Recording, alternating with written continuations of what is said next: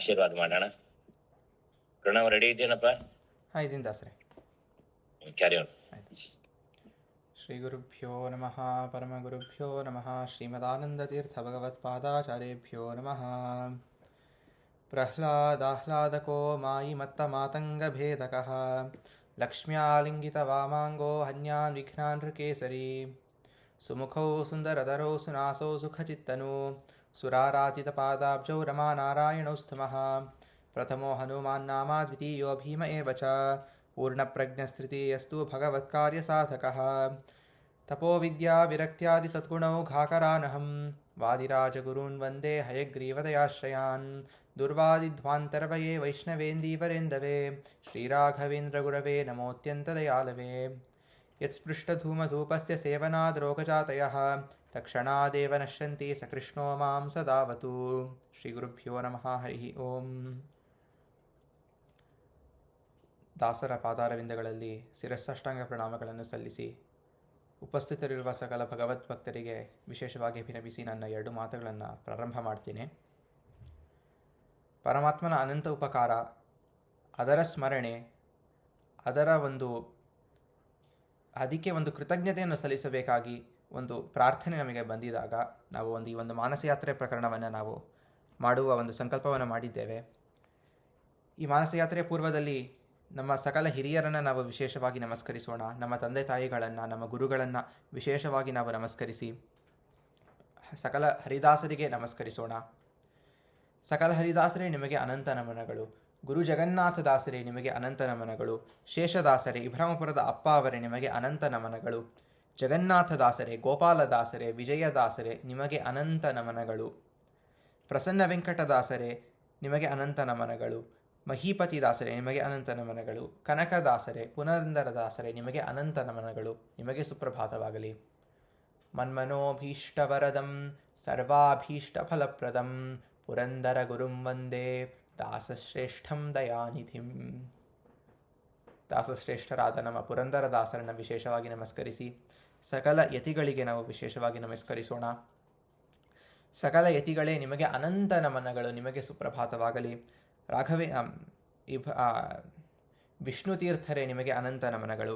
ರಾಘವೇಂದ್ರ ತೀರ್ಥರೇ ನಿಮಗೆ ಅನಂತ ನಮನಗಳು. ಸುಧೀಂದ್ರ ತೀರ್ಥರೇ ನಿಮಗೆ ಅನಂತ ನಮನಗಳು. ರಘುತ್ತಮರೇ, ವಾದಿರಾಜರೇ, ವಿಜಯೀಂದ್ರರೇ, ವ್ಯಾಸರಾಜರೇ ನಿಮಗೆ ಅನಂತ ನಮನಗಳು. ಶ್ರೀಪಾದರಾಜರೇ, ಬ್ರಹ್ಮಣ್ಯ ತೀರ್ಥರೇ ನಿಮಗೆ ಅನಂತ ನಮನಗಳು. ಜಯತೀರ್ಥರೇ, ಅಕ್ಷೋಭ್ಯ ತೀರ್ಥರೇ, ನರಹರಿ ತೀರ್ಥರೇ, ಪದ್ಮನಾಭ ತೀರ್ಥರೇ ನಿಮಗೆ ಅನಂತ ನಮನಗಳು. ಆನಂದ ತೀರ್ಥ ಭಗವತ್ಪಾದರೇ ನಿಮಗೆ ಅನಂತ ನಮನಗಳು. ಸಕಲ ಎಲ್ಲ ತಾರತಮ್ಯದಲ್ಲಿ ಎಲ್ಲ ಕಕ್ಷೆಯಲ್ಲಿ ಬರುವಂತಹ ಆ ಎಲ್ಲ ದೇವತೆಗಳನ್ನು ವಿಶೇಷವಾಗಿ ಚಿಂತಿಸೋಣ. ಮಾನುಷೋತ್ತರಮರೇ ನಿಮಗೆ ಅನಂತ ನಮನಗಳು. ಕ್ಷಿತಿಪರೇ, ಮನುಷ್ಯ ಗಂಧರ್ವರೇ, ದೇವಗಂಧರ್ವರೇ, ಚಿರಪಿತೃಗಳೇ ನಿಮಗೆ ಅನಂತ ನಮನಗಳು. ಅಜಾನಜ ದೇವತೆಗಳೇ, ಕರ್ಮಾಭಿಮಾನಿ ಪುಷ್ಕರರೇ, ಧರಣೀಶನಿಶ್ಚರರೇ ನಿಮಗೆ ಅನಂತ ನಮನಗಳು.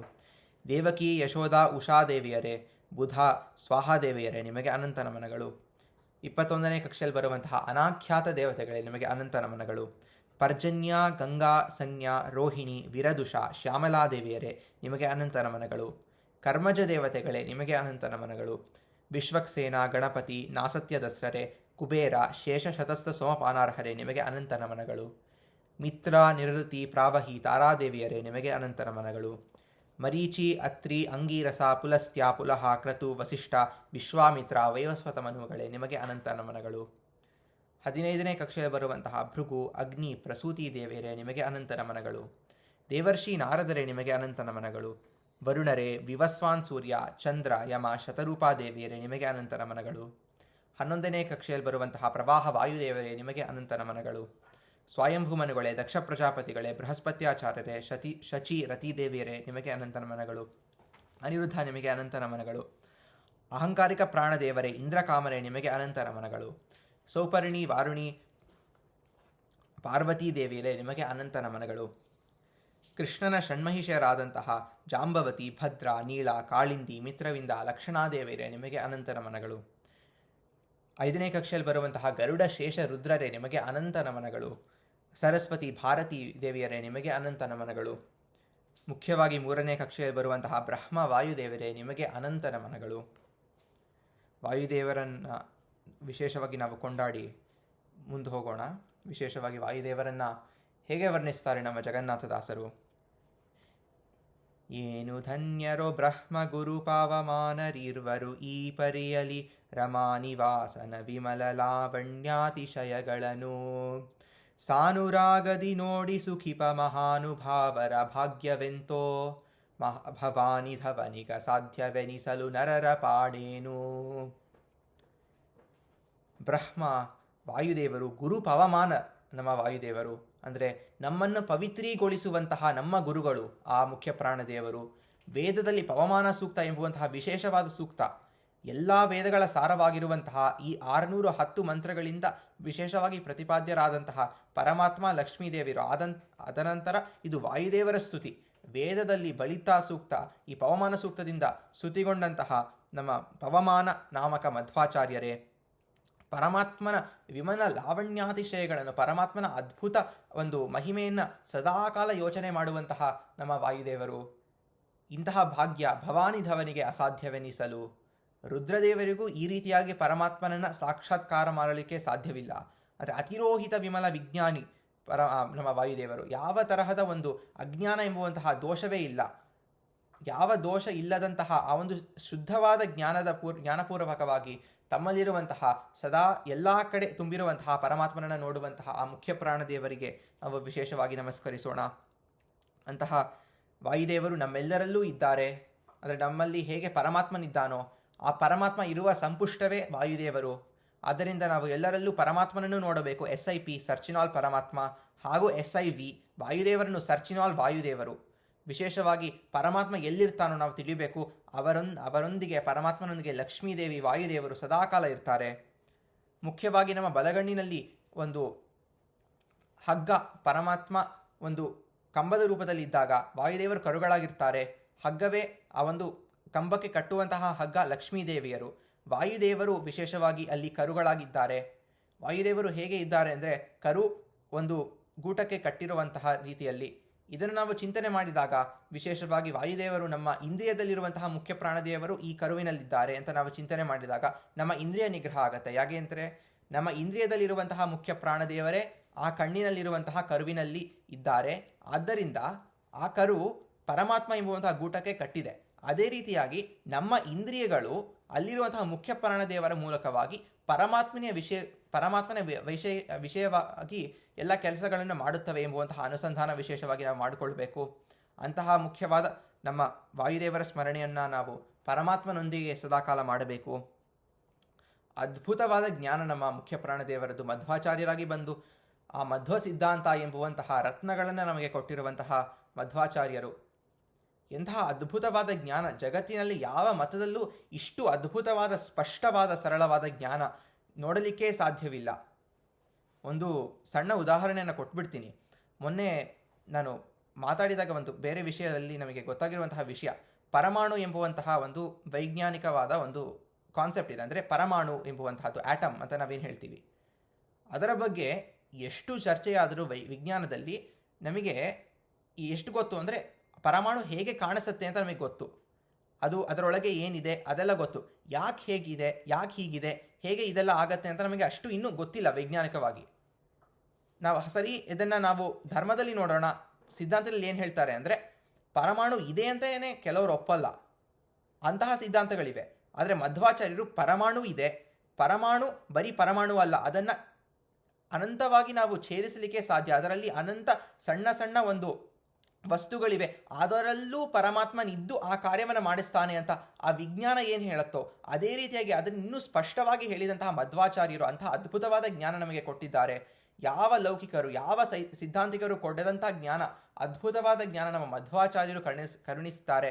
ಅಂತಹ ಮಧ್ವಾಚಾರ್ಯರ ಜ್ಞಾನದಿಂದ ನಾವು ಪರಮಾತ್ಮನ ತಿಳಿದುಕೊಂಡಾಗ ವಿಶೇಷವಾಗಿ ಪರಮಾತ್ಮನ ಅನುಗ್ರಹ ಆಗುತ್ತೆ ಅಂತ ನಾವು ಚಿಂತಿಸಿ ನಾವು ಮುಂದೆ ಹೋಗೋಣ. 2ನೇ ಕಕ್ಷೆಯಲ್ಲಿರುವಂತಹ ಜಗನ್ಮಾತೆಯಾಗಿರುವಂತಹ ಮಹಾಲಕ್ಷ್ಮೀ ದೇವಿಯರು.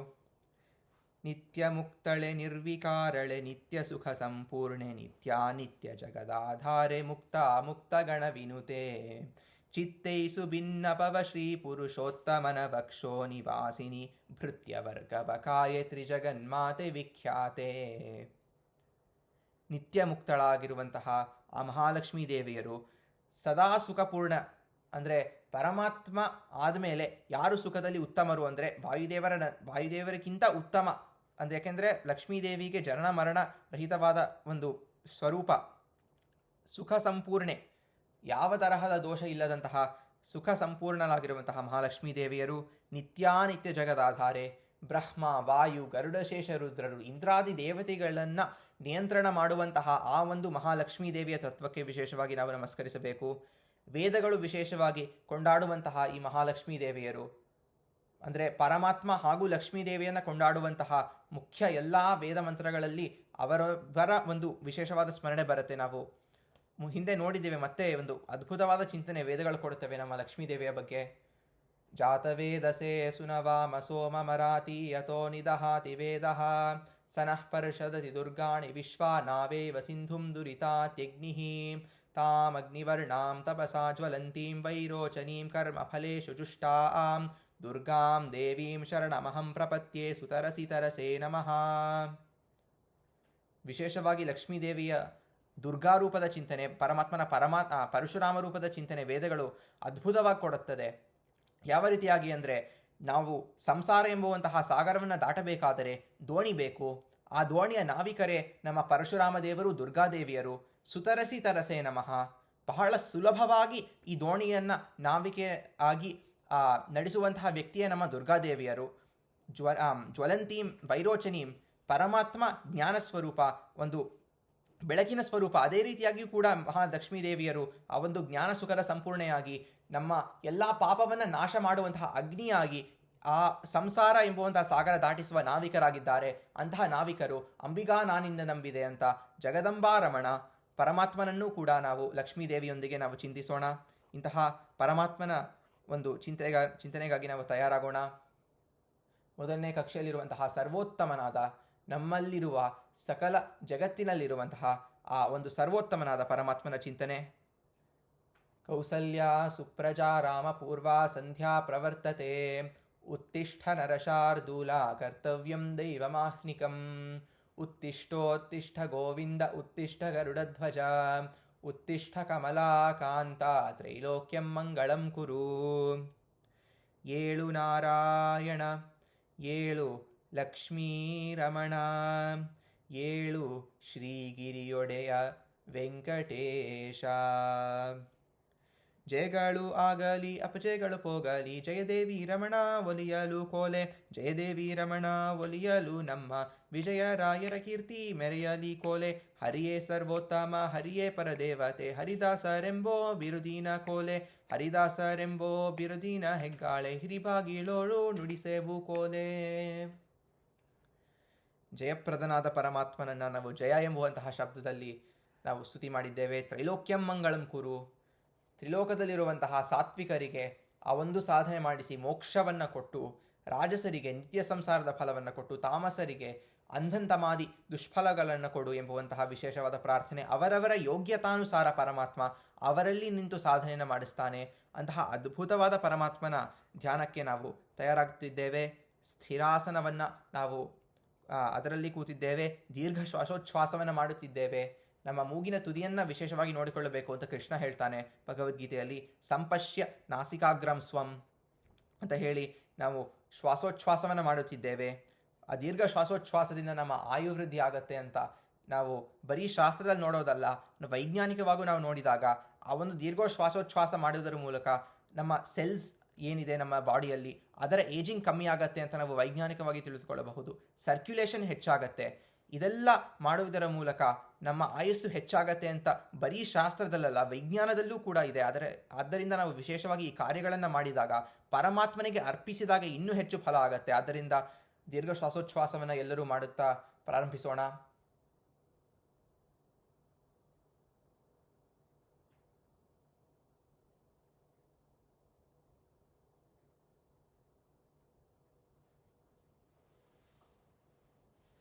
ಈ ದೀರ್ಘ ಶ್ವಾಸೋಚ್ಛ್ವಾಸ ಮಾಡಿದಷ್ಟು ಇನ್ನೂ ಹೆಚ್ಚು ಫಲಗಳು ನಮಗೆ ಲಭ್ಯವಾಗುತ್ತವೆ.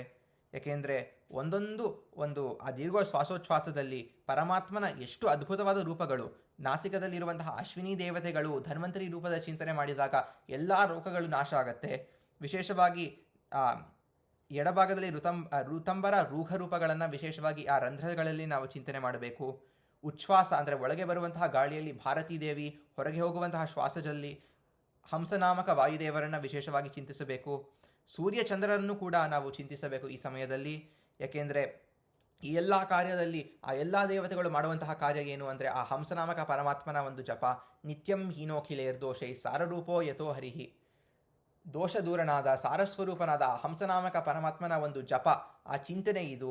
ನಮ್ಮ ದೀರ್ಘ ಶ್ವಾಸೋಚ್ಛ್ವಾಸವನ್ನು ಈ ಜಪಯಜ್ಞದಲ್ಲಿ ವಾಯುದೇವರು ಸಮರ್ಪಣೆ ಮಾಡುತ್ತಿದ್ದಾರೆ.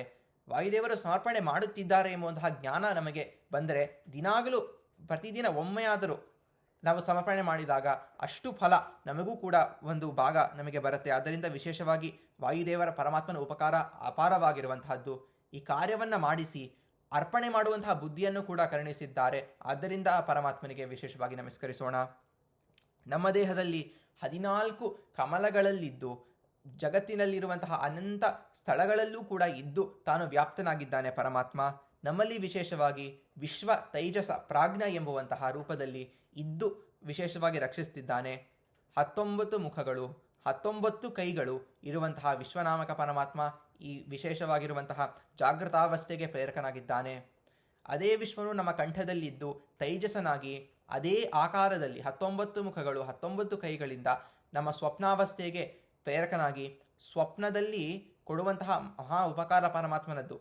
ಯಾವ ಕರ್ಮಗಳು ನಾವು ಅನುಭವಿಸಬೇಕೋ, ಕೆಟ್ಟ ಕರ್ಮ ಒಳ್ಳೆಯ ಕರ್ಮ ಯಾವುದಾದ್ರೂ ಆಗಿರಲಿ, ಯಾಕೆಂದರೆ ನಾವು ಕರ್ಮ ಹೆಚ್ಚು ಅನುಭವಿಸಬೇಕಾದ್ರೆ ಮತ್ತೆ ಇನ್ನೂ ಜನ್ಮಗಳು ನಾವು ತಾಳಬೇಕು. ಅದೇ ಕರ್ಮಗಳು ನಾನು ಅನುಭವಿಸಬೇಕು ಆದರೆ ನನಗೆ ಮತ್ತೆ ಜನ್ಮ ಬೇಕಿಲ್ಲ ಅಂದರೆ ಯಾವಾಗ ಅನುಭವ ಮಾಡಬೇಕು ಅಂದರೆ ಸ್ವಪ್ನಾವಸ್ಥೆಯಲ್ಲಿ. ಆದ್ದರಿಂದ ಸ್ವಪ್ನದಲ್ಲಿ ಒಂದು ಉದಾಹರಣೆಗೆ ನನ್ನ ಒಂದು ದುಸ್ವಪ್ನ ಬೀಳತ್ತೆ ಅಂತ ಅಂದ್ಕೊಳ್ಳಿ, ಒಂದು ಆಕ್ಸಿಡೆಂಟೋ ಏನೋ ಒಂದು ಆಗಿಬಿಡುತ್ತೆ. ನನಗೆ ಅರ್ಥ ಏನು ಅಂದರೆ ನನ್ನ ಪ್ರಾರಬ್ಧಾನುಸಾರ ನಿಜ ಜೀವನದಲ್ಲಿ ನನಗೆ ಆ ಒಂದು ಆಕ್ಸಿಡೆಂಟ್ ಆಗಬೇಕಿತ್ತು, ಆದರೆ ಪರಮಾತ್ಮ ನನ್ನ ಸ್ವಪ್ನದಲ್ಲಿ ಆ ಒಂದು ಅನುಭವ ಕೊಡಿಸಿ ಆ ನಿಜ ಜೀವನದಲ್ಲಿ ಆಗುವಂತಹ ಅಪಘಾತವನ್ನು ತಡೆದಿದ್ದಾನೆ ಅಂತ ನಾವು ತಿಳಿದುಕೊಳ್ಬೇಕು. ಪರಮಾತ್ಮ ಮಾಡುವಂಥ ಉಪಕಾರ ಅದು. ಓಂ ಉಪಮರ್ದಂಚ ಓಂ ಅಂತ ಸೂತ್ರದಲ್ಲಿ ಬರುತ್ತೆ. ಅಂದರೆ ಭಕ್ತರಿಗೆ ಫಲಗಳನ್ನು ನಾವು ಪ್ರಾರಬ್ಧಾನುಸಾರ ಮಾಡುವಂತಹ ಫಲಗಳನ್ನು ನಮ್ಮ ಆ ಫಲಗಳನ್ನು ವಿಶೇಷವಾಗಿ ಪರಮಾತ್ಮ ನಾಶ ಮಾಡಲಿಕ್ಕೆ ಆಗದಿದ್ದರೂ ಅದನ್ನು ಕಮ್ಮಿ ಮಾಡ್ತೇನೆ, ಅದರ ಪ್ರಭಾವ. ಅಂದರೆ ಅಪಘಾತ ಆಗಿ ನನ್ನ ಕಾಲು ಕಳೆದುಕೊಳ್ಬೇಕು ಎಂಬುವಂತಹ ಒಂದು ಪ್ರಾರಬ್ಧವಿದ್ದರೆ ಬರೀ ಕಾಲಿಗೆ ಪೆಟ್ಟಾಗುವ ರೀತಿಯಾಗಿ ಪರಮಾತ್ಮ ಆ ಒಂದು ಅಪಘಾತವನ್ನು ಟ್ರಾನ್ಸ್ಫಾರ್ಮ್ ಮಾಡ್ತಾನೆ. ಅಂದರೆ ಅಷ್ಟು ಕರುಣೆ ಪರಮಾತ್ಮ. ಅಂದರೆ ನಾವು ಕರ್ಮವನ್ನು ಕಳೆಯಬೇಕು, ಆದರೂ ಅದರ ಅನುಭವ ನಮಗೆ ಅಂಟಬಾರದು ಅಂತ ಪರಮಾತ್ಮ ಅದರ ಪ್ರಭಾವವನ್ನು ಕಮ್ಮಿ ಮಾಡ್ತಾನೆ. ಒಂದು ನಿಜ ಜೀವನದಲ್ಲಿ ಅದರ ಪ್ರಭಾವ ಕಮ್ಮಿ ಮಾಡ್ತಾನೆ, ಅಥವಾ ವಿಶೇಷವಾಗಿ ಸ್ವಪ್ನದಲ್ಲಿ ಆ ಅನುಭವವನ್ನು ಕೊಟ್ಟು ನಮ್ಮ ಪ್ರಾರಬ್ಧವನ್ನು ಕಳೆಯುತ್ತಾನೆ. ಆದ್ದರಿಂದ ಆ ವಿಶೇಷವಾಗಿ ಪರಮಾತ್ಮನ ತೇಜಸ್ಸು ರೂಪವನ್ನು ಚಿಂತಿಸಿ ನಮ್ಮ ಹೃದಯದಲ್ಲಿರುವಂತಹ ಆ ಪ್ರಾಜ್ಞನಾಮಕ ಪರಮಾತ್ಮನನ್ನು ಕೂಡ ವಿಶೇಷವಾಗಿ ನಮಸ್ಕರಿಸಬೇಕು. ಅಗ್ರೇಶನಾಮಕನಾಗಿ ಜೀವಾಕಾರದಲ್ಲಿ ಇದ್ದು ನಮ್ಮ ಆಕಾರದಲ್ಲಿ ನಮಗೆ ಆ ನಿದ್ರಾ ಸಮಯದಲ್ಲಿ ತನ್ನ ಆಲಿಂಗನ ಎಂಬುವಂತಹ ಅನುಗ್ರಹ ಮಾಡಿ ಆ ಮೋಕ್ಷಾನಂದಕ್ಕೆ ಸದೃಶವಾಗಿರುವಂತಹ ಕಿಂಚಿತ್ ಆನಂದದ ಅನುಭವವನ್ನು ತಾನು ಕೊಡ್ತಾನೆ. ಅದ್ಭುತವಾದ ಪರಮಾತ್ಮ ಜಗತ್ತನ್ನೇ ತನ್ನ ಉದರದಲ್ಲಿ ಹೊತ್ತಿದ್ದರೂ ಜಗತ್ತನ್ನೂ ವ್ಯಾಪ್ತನಾಗಿದ್ದಾನೆ. ಅದ್ಭುತವಾದ ರೂಪ. ಅಂತಹ ಪರಮಾತ್ಮನಲ್ಲಿ ಏನು ಪ್ರಾರ್ಥನೆ ಮಾಡಲಿಕ್ಕೆ ಸಾಧ್ಯವಿಲ್ಲ, ಏನು ಹೇಳಲಿಕ್ಕೆ ಸಾಧ್ಯವಿಲ್ಲ. ಅಂತಹ ಪರಮಾತ್ಮನಲ್ಲಿ ನಾವು ಕೇಳಿಕೊಳ್ಳೋದು ಒಂದೇ ಅಷ್ಟೇ, ನಮ್ಮ ಯಾದವಾರ್ಯರು ಮಾಡಿದಂತಹ ಅದ್ಭುತ ಪ್ರಾರ್ಥನೆ. ಲಕ್ಷ್ಮೀ ನಿವಾಸ ಭವನೀರ ವಿಹೀನ ಕೂಪ ಮಧ್ಯಸ್ಥಿತಸ್ಯ ಮದಭಾರ ವಿಭಿನ್ನ ಬುದ್ಧೇ ತೃಷ್ಣಾಖ್ಯ ವಾರಣ ಭಯೇನ ದಿಗಂತ ಭಾಜೋ ವಾಸಿಷ್ಠ ಕೃಷ್ಣ ಮಮ ದೇಹಿ ಕರಾವಲಂಬಂ. ಪರಮಾತ್ಮ, ನಾನು ಭವನೀರ ವಿಹೀನ ಕೂಪ, ಭವ ಸಂಸಾರ ಎಂಬುವಂತಹ ಒಂದು ಕೂಪದಲ್ಲಿ ಅಂದರೆ ಬಾವಿಯಲ್ಲಿ ನಾನು ಮುಳುಗಿದ್ದೇನೆ. ಎಂತಹ ಬಾವಿ ಅಂದರೆ ನೀರ ವಿಹೀನ ಕೂಪ, ನೀರು ಇಲ್ಲದಂತಹ ಒಣ ಬಾವಿಯಲ್ಲಿ ನಾನು ಮುಳುಗಿದ್ದೇನೆ. ಮಧ್ಯಸ್ಥಿತಸ್ಯ ಮದಭಾರ ವಿಭಿನ್ನ ಬುದ್ಧೇ ತೃಷ್ಣಾಖ್ಯ ವಾರಣ ಭಯೇನ ದಿಗಂತ ಬಾಜೋ ವಾಸಿಷ್ಠ ಕೃಷ್ಣ ಮಮ ದೇಹಿ ಕರಾವಲಂಬಂ. ನಾನು ಆ ಒಂದು ಆಸೆ ಎಂಬುವಂತಹ ಆನೆಯಿಂದ ಮೆಟ್ಟಿಸಿಕೊಂಡು ಬಂದು ಬಹಳ ಭಯನಾಗಿದ್ದೇನೆ. ಈ ಒಂದು ನಾನು ನಿನ್ನ ದರ್ಶನಾರ್ಥವಾಗಿ ಬಹಳ ಹೊತ್ತು ಕಾದಿದ್ದೇನೆ. ನೀನು ನಿನ್ನ ಕೈಯನ್ನು ಕೊಟ್ಟು ಉದ್ಧಾರ ಮಾಡಬೇಕು. ವಾಸಿಷ್ಠ ಕೃಷ್ಣ ಮಮ ದೇಹಿ ಕರಾವಲಂಬಂ, ಕೈಯನ್ನು ಹ್ಯಾಂಡ್ಶೇಕ್ ಕೊಟ್ಟು ನನ್ನನ್ನು ಈ ಒಂದು ಕೂಪದಿಂದ ಎತ್ತಬೇಕು. ಅಂತಹ ಸಂಸಾರ ಸಾಗರದಿಂದ ನನ್ನ ಉದ್ಧರಿಸು ಅಂತ ನಾವು ಪರಮಾತ್ಮನಲ್ಲಿ ಪ್ರಾರ್ಥಿಸಿದಾಗ ಪರಮಾತ್ಮ ವಿಶೇಷವಾಗಿ ಅನುಗ್ರಹ ಮಾಡುತ್ತಿದ್ದಾನೆ. ಅವನ ದರ್ಶನಾರ್ಥವಾಗಿ ನಾವು ಹೋಗುವ ಪೂರ್ವದಲ್ಲಿ ನಮ್ಮ ಕಲಿಯುಗ ಕಲ್ಪತರು ಕಾಮಧೇನುಗಳಾಗಿರುವಂತಹ ಮಂತ್ರಾಲಯ ಪ್ರಭುಗಳು ರಾಘವೇಂದ್ರ ಸ್ವಾಮಿಗಳ ದರ್ಶನವನ್ನು ಪಡೆದುಕೊಂಡು ಮುಂದೆ ನಾವು ಹೋಗುವ ಪ್ರಯತ್ನವನ್ನು ಮಾಡೋಣ. ಮಂತ್ರಾಲಯ ಕ್ಷೇತ್ರಕ್ಕೆ ನಾವೆಲ್ಲರೂ ನಮ್ಮ ಕ್ಷೇತ್ರದಿಂದ ಬರುತ್ತಿದ್ದೇವೆ. ಅದ್ಭುತವಾದ ಆ ಒಂದು ಮಂಚಾಲೆ ಗ್ರಾಮಕ್ಕೆ ಬಂದಾಗ ಆ ಮಣ್ಣನ್ನು ನಾವು ತಲೆ ಮೇಲೆ ಧರಿಸಿಕೊಂಡು ಸಾಷ್ಟಾಂಗ ನಮಸ್ಕಾರ ಮಾಡುತ್ತಿದ್ದೇವೆ. ಮಂತ್ರಸಿದ್ಧಿ ಕ್ಷೇತ್ರ ಅಂತ ನಮ್ಮ ವಿಜಯದಾಸರು ಕೊಂಡಾಡ್ತಾರೆ. ಯಾಕೆಂದರೆ ಇದೇ ಸ್ಥಳದಲ್ಲಿ ನಮ್ಮ ಪ್ರಹ್ಲಾದರಾಜರು ಕೃತಯುಗದಲ್ಲಿ ಹೋಮವನ್ನು ಮಾಡಿ ಯಜ್ಞವನ್ನು ಮಾಡಿ ಆ ಪವಿತ್ರ ಯಜ್ಞಭೂಮಿಯಲ್ಲಿ ರಾಘವೇಂದ್ರ ಸ್ವಾಮಿಗಳು ಬಂದು ಈ ಯಜ್ಞಭೂಮಿಗೆ ಬಂದಾಗ ಎಲ್ಲ ಭಕ್ತರು ತುಂಗಾ ಸ್ನಾನ ಮಾಡಿ ಯಜ್ಞಭೂಮಿಯನ್ನು ಸ್ಪರ್ಶಿಸ್ತಾರೆ. ಅದರಿಂದಲೂ ಕೂಡ ತಮ್ಮ ಪಾಪ ಅದು ಕ್ಷೇತ್ರಕ್ಕೆ ಬಂದ ಕೂಡಲೇ ಹೋಗುತ್ತೆ ಅಂತ ರಾಘವೇಂದ್ರ ಸ್ವಾಮಿಗಳ ಒಂದು ಚಿಂತನಾ ಕ್ರಮ. ಅಂತಹ ಕರುಣಾಳು ನಮ್ಮ ರಾಘವೇಂದ್ರ ಸ್ವಾಮಿಗಳು. ಅವರ ದರ್ಶನಾರ್ಥವಾಗಿ ನಾವು ಬಂದಿದ್ದೇವೆ. ತುಂಗಾ ಸ್ನಾನವನ್ನು ಸಂಕಲ್ಪಪೂರ್ವಕವಾಗಿ ಮಾಡಿ ಮಂಚಾಲಮ್ಮನ ದರ್ಶನವನ್ನು ಪಡೆಯುತ್ತಿದ್ದೇವೆ. ಆ ಸಂಸಾರ ಸಾಗರದ ನಾವಿಕರ ಆ ದೋಣಿಯ ನಾವಿಕರಾಗಿರುವಂತಹ ದುರ್ಗಾ ಪರಶುರಾಮ ದೇವರನ್ನು ನಾವು ವಿಶೇಷವಾಗಿ ನಮಸ್ಕರಿಸಿ ಮುಖ್ಯ ದ್ವಾರಕ ಮೂಲಕವಾಗಿ ಮಠವನ್ನು ಪ್ರವೇಶಿಸಿದಾಗ ಅಲ್ಲಿ ಕಾಣಿಸುವಂತಹ ವಾದೀಂದ್ರ ತೀರ್ಥರಿಗೆ ನಾವು ನಮಸ್ಕರಿಸುತ್ತಿದ್ದೇವೆ. ರಾಘವೇಂದ್ರ ಸ್ವಾಮಿಗಳು ಉಭಯವಂಶಾಬ್ದಿ ಚಂದ್ರಮಾಹ, ಉಭಯ ವಂಶದಲ್ಲಿ ತಮ್ಮ ಪೂರ್ವಾಶ್ರಮದ ವಂಶದಲ್ಲೂ ಆಶ್ರಮ ವಂಶದಲ್ಲಿ ಬಂದಂತಹ ವಾದೀಂದ್ರ ತೀರ್ಥರು ರಾಘವೇಂದ್ರ ಸ್ವಾಮಿಗಳಿಗೆ ಅತ್ಯಂತ ಪ್ರೀತ್ಯಾಸ್ಪದರು. ಅವರಿಗೆ ವಿಶೇಷವಾಗಿ ನಾವು ನಮಸ್ಕರಿಸಿ ನಾವು ಮುಂದೆ ಬರುತ್ತಾ ಮುಖ್ಯ ಪ್ರಾಣದೇವರು, ರುದ್ರದೇವರು, ಶೇಷದೇವರ ಸನ್ನಿಧಾನದಲ್ಲಿ ನಮಸ್ಕರಿಸಿ ರಾಘವೇಂದ್ರ ಸ್ವಾಮಿಗಳ ದಿವ್ಯವಾದ ವೃಂದಾವನ ಸನ್ನಿಧಾನವನ್ನು ನಾವು ಪ್ರವೇಶಿಸುತ್ತಿದ್ದೇವೆ. ಅಲ್ಲಿ ಅದ್ಭುತವಾದ ಧ್ವನಿ ಕೇಳಿಸುತ್ತೆ, ಮಗು ಬಾ ಮಗು ಅಂತ ರಾಘವೇಂದ್ರ ಸ್ವಾಮಿಗಳು ತಮ್ಮ ದಿವ್ಯವಾದ ಒಂದು ವಾಕ್ಕುಸುಮಗಳಿಂದ ನಮ್ಮನ್ನು ಆಕರ್ಷಿಸುತ್ತಿದ್ದಾರೆ. ಆ ದಿವ್ಯವಾದ ವೃಂದಾವನ ನಾವು ನೋಡಿದಾಗ ಅದ್ಭುತವಾದ ಒಂದು ಆಕಾರ ನೋಡುತ್ತಿದ್ದೇವೆ. ಮೇಲ್ಗಡೆ ನರಸಿಂಹ, ರಾಮ, ಕೃಷ್ಣ, ವೇದವ್ಯಾಸಾದಿ ರೂಪಗಳು, ಮುಖ್ಯ ಪ್ರಾಣದೇವರ ರೂಪಗಳು, ಎಲ್ಲ ಮಾಧ್ವ ಗುರುಗಳು, ಸಾತ್ವಿಕ ಗುರುಗಳು, ದೇವತೆಗಳೆಲ್ಲರೂ ಕಾಣಿಸ್ತಿದ್ದಾರೆ. ರಾಘವೇಂದ್ರ ಸ್ವಾಮಿಗಳು ವಿಶೇಷವಾಗಿ ಅಲ್ಲಿ ಮೂಲರಾಮದೇವರನ್ನ ಪೂಜೆ ಮಾಡುತ್ತಿದ್ದಾರೆ. ಅಂತಹ ಅದ್ಭುತವಾದ ದೃಶ್ಯವನ್ನು ನೋಡಿದಾಗ ಸಾಷ್ಟಾಂಗ ನಮಸ್ಕಾರ ಮಾಡುತ್ತಿದ್ದೇವೆ. ನಾವು ಎದ್ದು ನೋಡಿದಾಗ ನಮಗೆ ಕಾಣಿಸುವಂತಹ ದೃಶ್ಯ ಅದ್ಭುತ. ಅಲ್ಲಿ ನಮ್ಮ ಪ್ರಹ್ಲಾದರಾಜರು ಕಾಣಿಸ್ತಿದ್ದಾರೆ. ಎಂತಹ ಪ್ರಹ್ಲಾದರಾಜರು ಅಂದರೆ ನರಸಿಂಹದೇವರು ಆಗಷ್ಟೇ ಆ ಹಿರಣ್ಯಕಶಿಪನನ್ನು ಸಂಹಾರ ಮಾಡಿದಾಗ ಯಾವ ರೀತಿಯಾಗಿ ಇದ್ದಾರೋ ಅಂದರೆ ಉಗ್ರ ರೂಪದಲ್ಲಿದ್ದರು ನಮ್ಮ ನರಸಿಂಹದೇವರು. ಏಕೆಂದರೆ ಆ ನರಸಿಂಹದೇವರು ಪರಮಾತ್ಮನ ಕಾರುಣ್ಯ ತೋರಿಸ್ಕೊಡ್ಬೇಕು ಅಂದರೆ ಶಾಂತನಾಗಿರಬಹುದು, ಆದರೂ ಪ್ರಹ್ಲಾದರಾಜರ ಸ್ತುತಿಗೆ ಒಲಿಯಬೇಕು. ಯಾಕೆಂದರೆ ಬ್ರಹ್ಮಾದಿಗಳ ಸ್ತುತಿಗೆ ಒಲಿಯಲಿಲ್ಲ ಪರಮಾತ್ಮ, ಪ್ರಹ್ಲಾದರಾಜರ ಸ್ತುತಿಗೆ ಒಲಿದ. ಯಾಕೆಂದರೆ ಜಗತ್ತಿಗೆ ತೋರಿಸ್ಕೊಡ್ಬೇಕು ಆ ಒಂದು ವಿಶೇಷವಾಗಿರುವಂತಹ ಒಂದು ಪ್ರಹ್ಲಾದರಾಜರ ಭಕ್ತಿ ಎಷ್ಟು ಅಂತ ತೋರಿಸ್ಕೊಡ್ಲಿಕ್ಕೆ ಪ್ರಹ್ಲಾದರಾಜರು ಸ್ತುತಿ ಮಾಡಿದಾಗ ಅದ್ಭುತವಾದ ವಾಕ್ಯಗಳಿಂದ ಪರಮಾತ್ಮ ಸಂತೃಪ್ತನಾಗಿ ತಾನು ಶಾಂತನಾಗ್ತಾನೆ. ಯಾಕೆಂದರೆ ಪ್ರಹ್ಲಾದರಾಜರ ಭಕ್ತಿಯ ಮಹಿಮೆ ತೋರಿಸ್ಕೊಡ್ಬೇಕು ಅಂತ. ಯಾಕೆಂದರೆ ಅವರಲ್ಲೂ ಕೂಡ ವಾಯುದೇವರ ಸನ್ನಿಧಾನ ಆವೇಶವಿತ್ತು ಅಂತ ಮಧ್ವಾಚಾರ್ಯರು ಹೇಳ್ತಾರೆ. ಅದರಿಂದ ವಾಯುದೇವರು ಅವರಲ್ಲಿ ನಿಂತು ಸ್ತುತಿ ಮಾಡಿದಾಗ ಪರಮಾತ್ಮ ಒಲಿಯುತ್ತಾನೆ. ಅಂತಹ ಅದ್ಭುತವಾದ ಸ್ತುತಿಯ ಒಂದು ವಾಕ್ಯವನ್ನು ನಾವು ನೋಡ್ತಾ ಹೋಗೋಣ. ತಸ್ಮಾದಮೂಸ್ತನು ಭೃತಾಂ ಅಹಮಾಶಿಶೋಜ್ಞ ಆಯುಶ್ರಿಯಂ ವಿಭವ ಮೈದ್ರಿಯಂ ಆವಿರಿಂಚ್ಯಾತ್ ನೇಚ್ಛಾಮಿತೆ ವಿಲುಲಿತಾನ್ ಉರುವಿಕ್ರಮೇಣ ಕಾಲಾತ್ಮನೋಪನಯ ಮಾಂ ನಿಜ ಭೃತ್ಯ ಪಾರ್ಶ್ವಂ.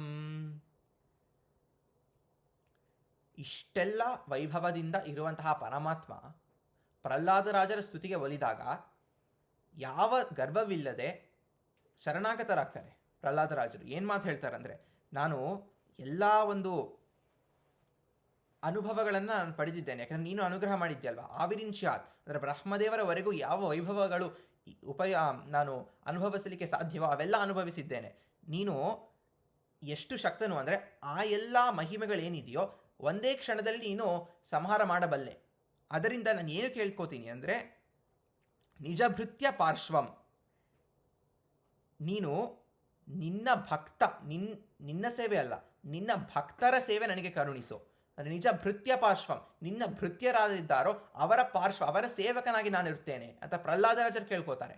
ಸಾಕ್ಷಾತ್ ನರಸಿಂಹದೇವರನ್ನೇ ಒಲಿಸಿಕೊಂಡಂತಹ ಆ ಪ್ರಹ್ಲಾದರಾಜರು ನಿನ್ನ ಭೃತ್ಯರ ಸೇವೆ ನನಗೆ ಕರುಣಿಸು ಅಂತ ಕೇಳ್ಕೋತಾರೆ. ಅಂತಹ ಅದ್ಭುತವಾದ ಪ್ರಾರ್ಥನೆ ನಾವು ಕೂಡ ಪರಮಾತ್ಮನಲ್ಲಿ ಇದೇ ರೀತಿಯಾಗಿ ಪ್ರಾರ್ಥಿಸೋಣ. ನರಸಿಂಹದೇವರಲ್ಲಿ ಆ ನರಸಿಂಹದೇವರ ಭೃತ್ಯರಾಗಿರುವಂತಹ ಪ್ರಹ್ಲಾದರಾಜರು ಅಂತಹ ಪ್ರಹ್ಲಾದರಾಜರ ಪಾರ್ಶ್ವರಾಗಬೇಕು, ಅವರ ಸೇವಕರಾಗಬೇಕು. ಆದ್ದರಿಂದ ವಿಶೇಷವಾಗಿ ನಾವು ನರಸಿಂಹದೇವರಲ್ಲಿ ಪ್ರಾರ್ಥಿಸೋಣ, ನಿಮ್ಮ ಭಕ್ತರಾಗಿರುವಂತಹ ಆ ಪ್ರಹ್ಲಾದರಾಜರ ಸೇವೆ ನಮಗೆ ವಿಶೇಷವಾಗಿ ಕರುಣಿಸಿ ಅಂತ ಕರುಣಿಸಿದಾಗ ನರಸಿಂಹದೇವರು ಪ್ರಹ್ಲಾದರಾಜರ ಮೂಲಕವಾಗಿ ಅನುಗ್ರಹ ಮಾಡುತ್ತಿದ್ದಾರೆ.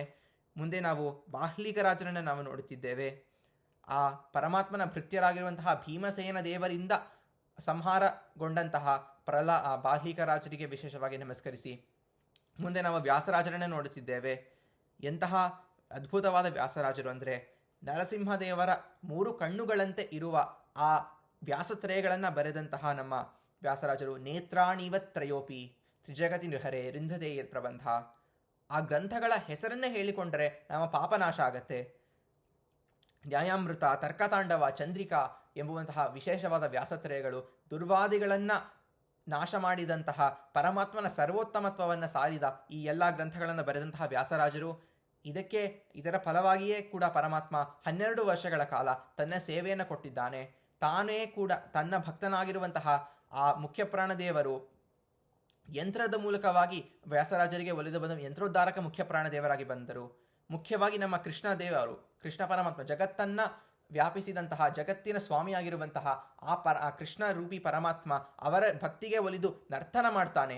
ಅಂತಹ ಅದ್ಭುತವಾದ ಜ್ಞಾನ ಭಕ್ತಿ ವೈರಾಗ್ಯದಿಂದ ತುಂಬಿದ ಆ ವ್ಯಾಸರಾಜರಿಗೆ ನಾವು ವಿಶೇಷವಾಗಿ ನಮಸ್ಕರಿಸುತ್ತಿದ್ದೇವೆ. ಮುಂದೆ ನಾವು ವೃಂದಾವನವನ್ನು ನೋಡಿದಾಗ ರಾಘವೇಂದ್ರ ಸ್ವಾಮಿಗಳ ದಿವ್ಯ ಸ್ವರೂಪ, ಭವ್ಯ ಸ್ವರೂಪವನ್ನು ನಾವು ನೋಡುತ್ತಿದ್ದೇವೆ. ಅವರ ದಿವ್ಯ ಪಾದುಕೆಗಳಿಗೆ ನಾವು ನಮಸ್ಕಾರ ಮಾಡುತ್ತಿದ್ದೇವೆ. ಕೈಯಲ್ಲಿ ಜಪಮಾಲೆ, ಕಮಂಡಲು, ಕೊರಳಿನಲ್ಲಿ ತುಳಸಿ ಮಾಲ, ಊರ್ಧ್ವಪುಂಡ್ರಗಳನ್ನು ಧಾರಣೆ ಮಾಡಿದಂತಹ ದಿವ್ಯವಾದ ರಾಘವೇಂದ್ರ ಸ್ವಾಮಿಗಳು ಆ ರಾಮದೇವರ ಧ್ಯಾನದಲ್ಲಿ ಸದಾ ನಿರತರಾಗಿದ್ದಾರೆ. ಎಂತಹ ರಾಘವೇಂದ್ರ ಸ್ವಾಮಿಗಳಂದರೆ ತನ್ನ ಎಲ್ಲ ಭಕ್ತರಿಗೆ ವಿಶೇಷವಾಗಿ ಆ ರಕ್ಷಣೆ ಮಾಡುವಂತಹದ್ದು. ಅಂದರೆ ಒಮ್ಮೆ ಆ ಮಾವಿನ ರಸ ಪಾತ್ರೆಯಲ್ಲಿ ಬಿದ್ದಂತಹ ಆ ಮಗುವಿನನ್ನು ಆ ವಾಟೆಯಿಂದ ಆ ಒಂದು ಪಾತ್ರೆಯಿಂದ ರಕ್ಷಣೆ ಮಾಡ್ತಾರೆ. ತುಂಗಾ ನದಿಯಲ್ಲಿ ಬಿದ್ದಂತಹ ಆನಂದದಾಸರನ್ನು ಆರಾಧನೆ ಸಮಯಕ್ಕೆ ಆನಂದದಾಸರು ಬರ್ತಿರ್ತಾರೆ. ಆ ನದಿಯ ಪ್ರವಾಹದಲ್ಲಿ ದೋಣಿ ಸಮೇತವಾಗಿ ಅವರು ಬಿದ್ದುಬಿಡ್ತಾರೆ.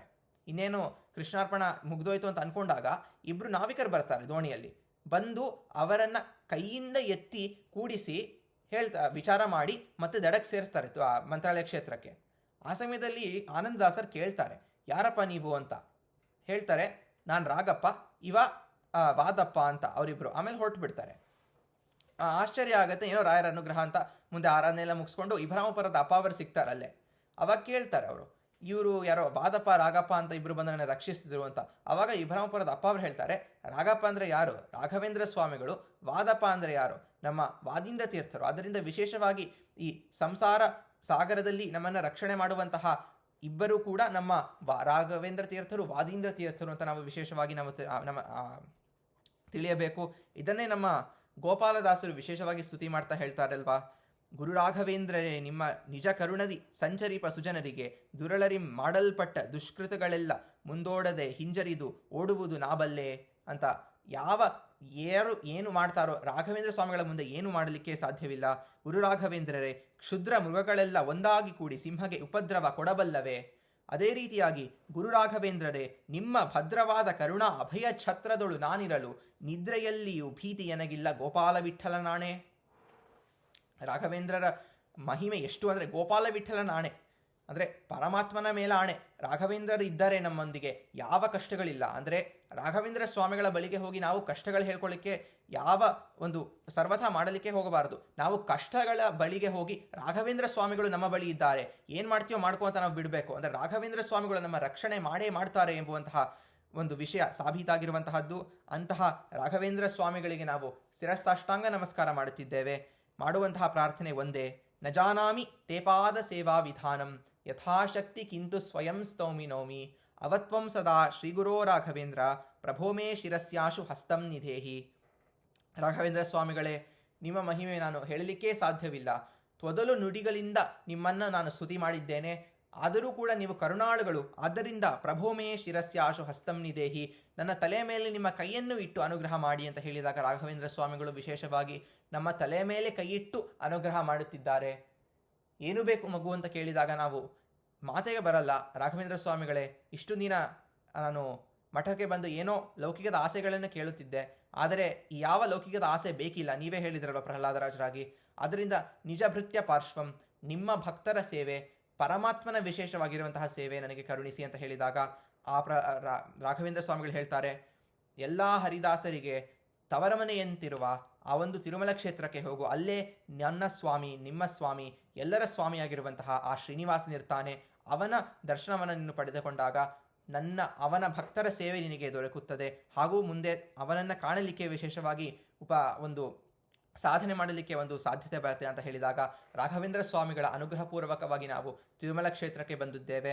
ಅಂತಹ ಅದ್ಭುತವಾದ ತಿರುಮಲ ಕ್ಷೇತ್ರ, ಅಲ್ಲಿರುವಂತಹ ಕಪಿಲ ತೀರ್ಥಾದಿ ಪುಣ್ಯಕ್ಷೇತ್ರಗಳಲ್ಲಿ ನಾವು ಸ್ನಾನ ಮಾಡಿ ಅಲ್ಲಿರುವಂತಹ ಕಪಿಲೇಶ್ವರನಿಗೆ, ರುದ್ರದೇವರಿಗೆ ವಿಶೇಷವಾಗಿ ನಮಸ್ಕರಿಸಿ ಮೊದಲನೇ ಬೆಟ್ಟವನ್ನು ಏರಲು ನಾವು ತಯಾರಾಗುತ್ತಿದ್ದೇವೆ. ವೆಂಕಟಾದ್ರಿ ಪರ್ವತ.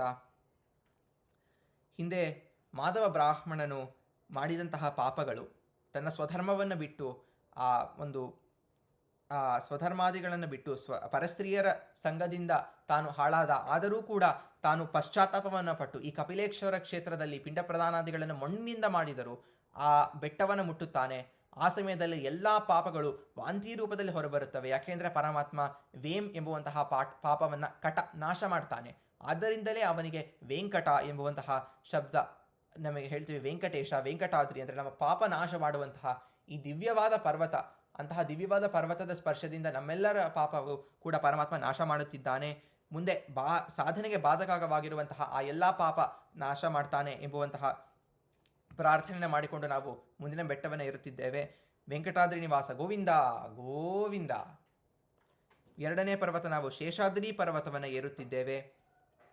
ಅದ್ಭುತವಾದ ಈ ಒಂದು ಶೇಷಾದ್ರಿ ಪರ್ವತ. ಶೇಷದೇವರು ಪೂರ್ವದಲ್ಲಿ ಕ್ಷಣಿಕವಾಗಿ ಅಹಂಕಾರವನ್ನು ಪಟ್ಟರು. ಎಂತಹ ಅಹಂಕಾರ ಅಂದರೆ ತಮ್ಮ ಗುರುಗಳು ಆಗಿರುವಂತಹ ವಾಯುದೇವರನ್ನೇ ಪರಮಾತ್ಮನ ಬಳಿಗೆ ಹೋಗಲಿಕ್ಕೆ ತಾವು ತಡೆದರು. ಗುರುಗಳ ದ್ರೋಹ ಎಂಬುವಂತಹ ಪಾಪ ತಾವು ಕ್ಷಣಿಕವಾದ ಅಹಂಕಾರದಿಂದ ಮಾಡ್ತಾರೆ. ಆದರೆ ಮುಖ್ಯ ಪ್ರಾಣದೇವರು ಕರುಣಾಳುಗಳು. ಸ್ವಭಕ್ತಾನ್ ದುರ್ಮಾರ್ಗಾದ್ ಉದ್ಧೃತ್ಯ ಸನ್ಮಾರ್ಗ ಸ್ಥಾಪಕಾನಾಂ. ಆ ದುರ್ಮಾರ್ಗದಲ್ಲಿದ್ದಂತಹ ಶೇಷದೇವರಿಗೆ ಆ ಬುದ್ಧಿ ಕಳಿಸಬೇಕು ಅಂತ ಪರಮಾತ್ಮ ವಾಯುದೇವರು ಏನು ಮಾಡ್ತಾರೆ? ಶೇಷದೇವರೇ ಆ ಪರ್ವತ ರೂಪದಲ್ಲಿ ಬರ್ತಾರೆ.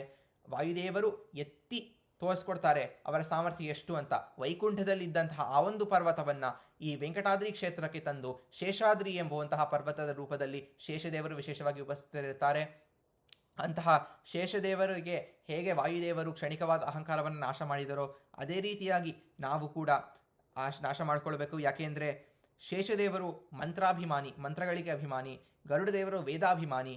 ಆದರೆ ಆ ಮಂತ್ರ ವೇದ ನಮ್ಮ ತಲೆಯಲ್ಲಿ ಉಳಿಬೇಕಾದರೆ ಆ ಒಂದು ಜ್ಞಾನಕ್ಕೆ ಅಭಿಮಾನಿ ಯಾರು? ಮುಖ್ಯ ಪ್ರಾಣದೇವರು. ಆದ್ದರಿಂದ ಆ ಒಂದು ಪುಸ್ತಕದಲ್ಲಿ ಜ್ಞಾನ ಮಸ್ತಕದಲ್ಲಿ ಉಳಿಯಬೇಕಾದರೆ ವಾಯುದೇವರ ಅನುಗ್ರಹ ವಿಶೇಷವಾಗಿ ಶೇಷದೇವರ ಅನುಗ್ರಹದೊಂದಿಗೆ ಬೇಕು. ಆದ್ದರಿಂದ ಶೇಷಾಂತರ್ಗತ ಭಾರತೀಯರಮಣ ಮುಖ್ಯ ಪ್ರಾಣಾಂತರ್ಗತ ಶೇಷಾಚಲ ನಿವಾಸ ಪರಮಾತ್ಮನಲ್ಲಿ ಇಷ್ಟೇ ಪ್ರಾರ್ಥನೆ ಮಾಡಿಕೊಳ್ಳಬೇಕು. ಆ ಒಂದು ಅಹಂಕಾರ ಎಂಬುವಂತಹ ದೋಷವನ್ನು ನಾಶ ಮಾಡಿ ನಿಮ್ಮ ಅನುಗ್ರಹದಿಂದ ಬಂದಂತಹ ಮಂತ್ರಜ್ಞಾನ ವಾಯುದೇವರ ಅನುಗ್ರಹದ ಮೂಲಕವಾಗಿ ನನ್ನ ತಲೆಯಲ್ಲಿ ಉಳಿದು ಸಾಧನೆಯನ್ನು ಮಾಡಿಸಿಕೊಳ್ಳಿ, ಅಹಂಕಾರವನ್ನು ನಾಶ ಮಾಡಿ ಎಂಬುವಂತಹ ಪ್ರಾರ್ಥನೆ ನಾವು ವಿಶೇಷವಾಗಿ ಮಾಡಿ ಶೇಷಾದ್ರಿ ನಿವಾಸ ಗೋವಿಂದ ಗೋವಿಂದ. ಮುಂದೆ ನಾವು ವಿಶೇಷವಾಗಿ ಅಂಜನಾದ್ರಿ ಪರ್ವತವನ್ನು ಏರುತ್ತಿದ್ದೇವೆ. ಇದೇ ಸ್ಥಳದಲ್ಲಿ ನಮ್ಮ ಅಂಜನಾದೇವಿಯರು 12 ವರ್ಷ ಕಠಿಣವಾದ ತಪಸ್ಸನ್ನು ತಾವು ಮಾಡಿ ವಾಯುದೇವರ ಅವತಾರಕ್ಕೆ ಕಾರಣರಾದವರು. ಎಂತಹ ತಪ ಅಂದರೆ ತಪ ಆಲೋಚನೆ, ಶಾಸ್ತ್ರ ಎಂಬುವಂತಹ ವನದಲ್ಲಿ ಶಾಸ್ತ್ರದ ಆಲೋಚನೆ ಎಂಬುವಂತಹ ಒಂದು ವಿಶೇಷವಾಗಿರುವಂತಹ ತಪಸ್ಸನ್ನು ಆಚರಿಸಿ ಮಧ್ವಶಾಸ್ತ್ರದ ಒಂದು ಜ್ಞಾನ ಎಂಬುವಂತಹ ವಾಯುದೇವರ ಆವಿರ್ಭಾವವನ್ನು ಪಡೆದುಕೊಂಡವರು. ಅದೇ ರೀತಿಯಾಗಿ ಪ್ರಹ್ಲಾದರಾಜರು ಹೇಳುವಾಗ ಹಾಗೆ ವನಂ ಗತೋ ಯದ್ಧರಿಮಾಶ್ರಯೇತ. ಶಾಸ್ತ್ರ ಹಾಗೂ ಕೂಡ ಸಜ್ಜನರ ಸಹವಾಸ, ವಿಶೇಷವಾಗಿ ಸಜ್ಜನರ ಸಹವಾಸ ಎಂಬುವಂತಹ ವನದಲ್ಲಿ ಇದ್ದು ತಾವು ಆ ಒಂದು ವಿಶೇಷವಾಗಿರುವಂತಹ ಸಾಧನೆ ಮಾಡಲಿಕ್ಕೆ ಸಾಧ್ಯವಾಯಿತು. ಅದೇ ರೀತಿಯಾಗಿ ಕೂಡ ನಾವು ಸಜ್ಜನರ ಸಹವಾಸ ಎಂಬುವಂತಹ ವನಕ್ಕೆ ಹೋಗಿದಾಗ ನಾವು ಶಾಸ್ತ್ರದ ಜ್ಞಾನ ಎಂಬುವಂತಹ ಒಂದು ವನದ ಪ್ರಾಪ್ತಿಯಾಗತ್ತೆ. ಆದ್ದರಿಂದ ನಾವು ಅದರ ಆಲೋಚನೆಯೂ ಕೂಡ ಮಾಡಿಕೊಳ್ಳಬಹುದು. ಮತ್ತೊಂದು ಆ ಸಜ್ಜನರ ಸಹವಾಸದಿಂದ, ಶಾಸ್ತ್ರದ ಜ್ಞಾನದಿಂದ ನಮ್ಮ ಸ್ವರೂಪೋದ್ಧಾರಕ ಗುರುಗಳ ಪ್ರಾಪ್ತಿಯಾಗತ್ತೆ. ಅವರೇನು ಮಾಡಿಕೊಡ್ತಾರೆ? ಹರಿಮಾಶ್ರಯೇತ, ನಮ್ಮ ಬಿಂಬರೂಪದ ಪರಿಚಯವನ್ನು ಮಾಡಿಸಿಕೊಂಡು ಆ ರೂಪದ ಒಂದು ಅನುಸಂಧಾನ ಹೇಗೆ ಮಾಡಿಕೊಳ್ಳಬೇಕು, ಅವನನ್ನು ಹೇಗೆ ಕಾಣಬೇಕು ಎಂಬುವಂತಹ ಜ್ಞಾನ ವಿಶೇಷವಾಗಿ ಆ ವನರೂಪದಲ್ಲಿರುವಂತಹ ಸಜ್ಜನರು ಮಾಡಿಕೊಳ್ತಾರೆ. ಅಂತಹ ವನದಲ್ಲಿ ನಾವು ಮಧ್ವಶಾಸ್ತ್ರದ ಚಿಂತನೆ, ಸಜ್ಜನರ ಸಹವಾಸ ಎಂಬುವಂತಹ ವಿಶೇಷವಾಗಿರುವಂತಹ 2 ಕಾರ್ಯಗಳನ್ನು ಅಂಜನಾದ್ರಿ ನಿವಾಸನಾಗಿರುವಂತಹ ಪರಮಾತ್ಮನಲ್ಲಿ ಪ್ರಾರ್ಥಿಸೋಣ. ಅಂಜನಾದ್ರಿ ನಿವಾಸ ಗೋವಿಂದ ಗೋವಿಂದ. ಮುಂದೆ ನಾವು ವಿಶೇಷವಾಗಿ ವೃಷಭಾದ್ರಿ ಪರ್ವತಕ್ಕೆ ನಾವು ಬರುತ್ತಿದ್ದೇವೆ. ಎಂತಹ ವೃಷಭಾದ್ರಿ ಪರ್ವತ ಅಂದರೆ, ವೃಷಭಾಸುರ ಇಲ್ಲಿ ಸಾವಿರಾರು ವರ್ಷಗಳ ಕಾಲ ಪರಮಾತ್ಮನ ಸೇವೆಯನ್ನು ಮಾಡಿದ. ಪರಮಾತ್ಮನ ದಿವ್ಯ ನರಸಿಂಹ ಸಾಲಿಗ್ರಾಮಕ್ಕೆ ತನ್ನ ಶಿರಸ್ಸೆಂಬುವಂತಹ ಆಹುತಿಯನ್ನು ಸಮರ್ಪಿಸುತ್ತಿದ್ದ. ಆದರೆ ಅದರ ನಂತರವೇ ತಾನು ಎಲ್ಲ ಋಷಿಮುನಿಗಳ ತಪಸ್ಸನ್ನು ಕೆಡಿಸುತ್ತಿದ್ದ. ಪರಮಾತ್ಮ ಅದಕ್ಕೆ ಅವನಿಗೆ ಪಾಠ ಕಲಿಸಬೇಕಿತ್ತು. ಯಾಕೆಂದರೆ ನಾವು ದೇವರ ಪೂಜೆ ಮುಗಿಸಿ ಸಂಪುಷ್ಟವನ್ನು ಕಟ್ಟಿಡ್ತೀವಲ್ವಾ, ನಾವು ಅಂದ್ಕೊಂಡಿದ್ದೇವೆ ಸಂಪುಷ್ಟ ಕಟ್ಟಿದಾಗ ದೇವರ ಪೂಜೆ ಮುಗೀತು ಅಂತ. ಆದರೆ ಅದು ತಪ್ಪು. ಯಾಕೆಂದರೆ ಸಂಪುಷ್ಟವನ್ನು ಮುಚ್ಚಿದಾಗ ಮಾರನೇ ದಿನ ಸಂಪುಷ್ಟ ತೆಗೆಯೋರವರೆಗೆ, ಅಂದರೆ ನಿರ್ಮಾಲ್ಯ ವಿಸರ್ಜನೆಗಾಗಿ ಆ ಸಮಯದಲ್ಲಿ ಮಾಡುವಂತಹ ಎಲ್ಲ ಕಾರ್ಯಗಳು ಅದು ನಿಜವಾದ ಪರಮಾತ್ಮನ ಪೂಜೆ. ಆ ಸಮಯದಲ್ಲಿ ಮಾಡುವಂತಹ ಕಾರ್ಯಗಳು, ಯಾಕೆಂದರೆ ನಮ್ಮ ಸುತ್ತಮುತ್ತಲಿರುವಂತಹದ್ದೇ ಪರಮಾತ್ಮ. ಅಂದರೆ ಬೇರೆಯವರಲ್ಲಿ ಪರಮಾತ್ಮನಿರ್ತಾನೆ, ಅವರೊಂದಿಗೆ ನಾವು ಹೇಗೆ ಒಡನಾಟ, ಆ ಒಡನಾಟ ಏನಿರುತ್ತೋ ಅದೇ ಪರಮಾತ್ಮನ ಪೂಜೆ, ಅವರಲ್ಲಿರುವ ಪರಮಾತ್ಮನಿಗೆ. ಆದ್ದರಿಂದ ನಾವು ಬರೀ ದೇವ್ರ ಪೂಜೆ ಮಾಡ್ತೀವಿ, ಆದರೆ ನಾವು ಅನ್ಯಾಯದ ಮಾರ್ಗದಲ್ಲಿ ನಾವು ಬದುಕುತ್ತೇವೆ ಅಂದರೆ ಸರ್ವಥಾ ಇಲ್ಲ. ಯಾಕೆಂದರೆ ಎಲ್ಲರಲ್ಲೂ ಪರಮಾತ್ಮನಿದ್ದಾನೆ. ಒಂದು ಕ್ಷಣಕ್ಕೆ ನಾವು ಮಾಡುವಂತಹ ಎಲ್ಲ ಕರ್ಮಗಳು, ಪರಿಪರಿ ಕೆಲಸವು ನಿನ್ನ ಮಹಾಪೂಜೆ, ಎಲ್ಲ ಕಾರ್ಯಗಳು ಪರಮಾತ್ಮನ ಸೇವೆ. ಆದ್ದರಿಂದ ಆ ವೃಷಭಾಸುರ ಪೂಜೆ ಮಾಡಿದರೂ ಭಕ್ತಿ ಪುರಸ್ಸರವಾಗಿ ಸಜ್ಜನರಿಗೆ ಕಾಟವನ್ನು ಕೊಟ್ಟನು. ಆದ್ದರಿಂದ ಪರಮಾತ್ಮ ಬಂದಾಗ ಯುದ್ಧ ಭಿಕ್ಷೆ ಕೇಳುವ ಬುದ್ಧಿ ಕೊಟ್ಟ. ಯುದ್ಧ ಭಿಕ್ಷೆ ಕೇಳುವ ಬುದ್ಧಿಯನ್ನು ಕೊಟ್ಟು ಯುದ್ಧವನ್ನು ಮಾಡಿ ಪರಮಾತ್ಮ ಭಕ್ತನು ಆಗಿದ್ದ. ಆದ್ದರಿಂದ ವಿಶೇಷವಾಗಿ ಅನುಗ್ರಹ ಮಾಡಬೇಕು ಅಂತ ಹೇಳಿ ಸುದರ್ಶನ ಚಕ್ರದಿಂದ ಸಂಹಾರ ಮಾಡಿ ಶರಣಾಗತನಾಗುವಂತಹ ಬುದ್ಧಿಯನ್ನು ಕೊಟ್ಟುತ್ತಾನೆ. ಆ ನಿಜವಾದ ಶರಣಾಗತ ಬುದ್ಧಿ ನಮಗೆ ಬಂದಿದಾಗ ಪರಮಾತ್ಮನಲ್ಲಿ ನಮ್ಮ ಎಲ್ಲ ದೋಷಗಳನ್ನು ತಾನು ನಾಶ ಮಾಡಿ ಆ ದೋಷಗಳನ್ನು ಎಣಿಸದೆ ನಮ್ಮನ್ನು ರಕ್ಷಿಸ್ತಾನೆ ಎಂಬುವಂತಹ ಉದಾಹರಣೆ ಇದು. ಯಾಕೆಂದರೆ ಆ ಪರ್ವತಕ್ಕೆ ವೃಷಭಾದ್ರಿ ಪರ್ವತ ಎಂಬುವಂತಹ ಹೆಸರನ್ನು ಕೊಟ್ಟು ಅವನನ್ನು ಅನುಗ್ರಹ ಮಾಡ್ತಾನೆ ಪರಮಾತ್ಮ. ಅದನ್ನೇ ಪರಮಾತ್ಮ ಗೀತೆಯಲ್ಲಿ ಹೇರುವಂತಹ ಮಾತು, ಸರ್ವಧರ್ಮಾನ್ ಪರಿತ್ಯಜ್ಯ ಮಾಮೇಕಂ ಶರಣಂ ವ್ರಜ ಅಹಂ ತ್ವಾಂ ಸರ್ವಪಾಪೇಭ್ಯೋ ಮೋಕ್ಷಯಿಷ್ಯಾಮಿ ಮಾ ಶುಚಃ. ಪರಮಾತ್ಮನಲ್ಲಿ ನಾವು ಪೂರ್ಣ ಶರಣಾಗತರಾದರೆ ನಮ್ಮ ಎಲ್ಲ ಪಾಪಗಳನ್ನು ನಾಶ ಮಾಡೇ ಮಾಡ್ತಾನೆ ಪರಮಾತ್ಮ ಎಂಬುವಂತಹ ವಿಶೇಷವಾಗಿರುವಂತಹ ಒಂದು ಮಾತು ಪರಮಾತ್ಮ ತಾನು ಗೀತೆಯಲ್ಲಿ ಕೊಟ್ಟಿದ್ದಾನೆ.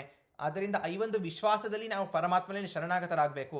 ನಮ್ಮ ಸಂಚಿತ ಆಗಾಮಿ ಪಾಪಗಳನ್ನು ವಿಶೇಷವಾಗಿ ನಾಶ ಮಾಡಿ ಪ್ರಾರಬ್ಧ ಎಂಬುವಂತಹ ಆ ಒಂದು ಸಣ್ಣ ಮಟ್ಟದ ಪಾಪ ಯಾವುದು ನಾವು ಯಾವುದು ಅನುಭವಿಸಬೇಕೋ ಅದನ್ನು ಉಪಮರ್ದಂಚ ಓಂ, ಅದರ ಪ್ರಭಾವವನ್ನು ಕಮ್ಮಿ ಮಾಡಿ ವಿಶೇಷವಾಗಿ ಬೇಗನೆ ಅದರ ಅನುಭವವನ್ನು ಕೊಟ್ಟು ನಮಗೆ ಮೋಕ್ಷ ಎಂಬುವಂತಹ ಒಂದು ಫಲವನ್ನು ಕೊಡುತ್ತಾನೆ. ಅದರಿಂದ ಪರಮಾತ್ಮನಲ್ಲಿ ನಾವು ಶರಣಾಗತರಾಗಬೇಕು ಎಂಬುವಂತಹ ಬುದ್ಧಿ, ಪೂರ್ಣ ಶರಣಾಗತ ಬುದ್ಧಿ ಇಲ್ಲಿ ನಾವು ವೃಷಭಾದ್ರಿ ನಿವಾಸ ಪರಮಾತ್ಮನಲ್ಲಿ ಪ್ರಾರ್ಥಿಸೋಣ. ವೃಷಭಾದ್ರಿ ನಿವಾಸ ಗೋವಿಂದ ಗೋವಿಂದ. ಮುಂದೆ ನಾವು ವಿಶೇಷವಾಗಿ ಗರುಡಾದ್ರಿ ಪರ್ವತವನ್ನು ಏರುತ್ತಿದ್ದೇವೆ. ಇಲ್ಲಿ ಇರುವಂತಹ ಆ ಒಂದು ಗರುಡ ದೇವರು ಪರಮಾತ್ಮನ ವೈಭವ ಎಷ್ಟೋ.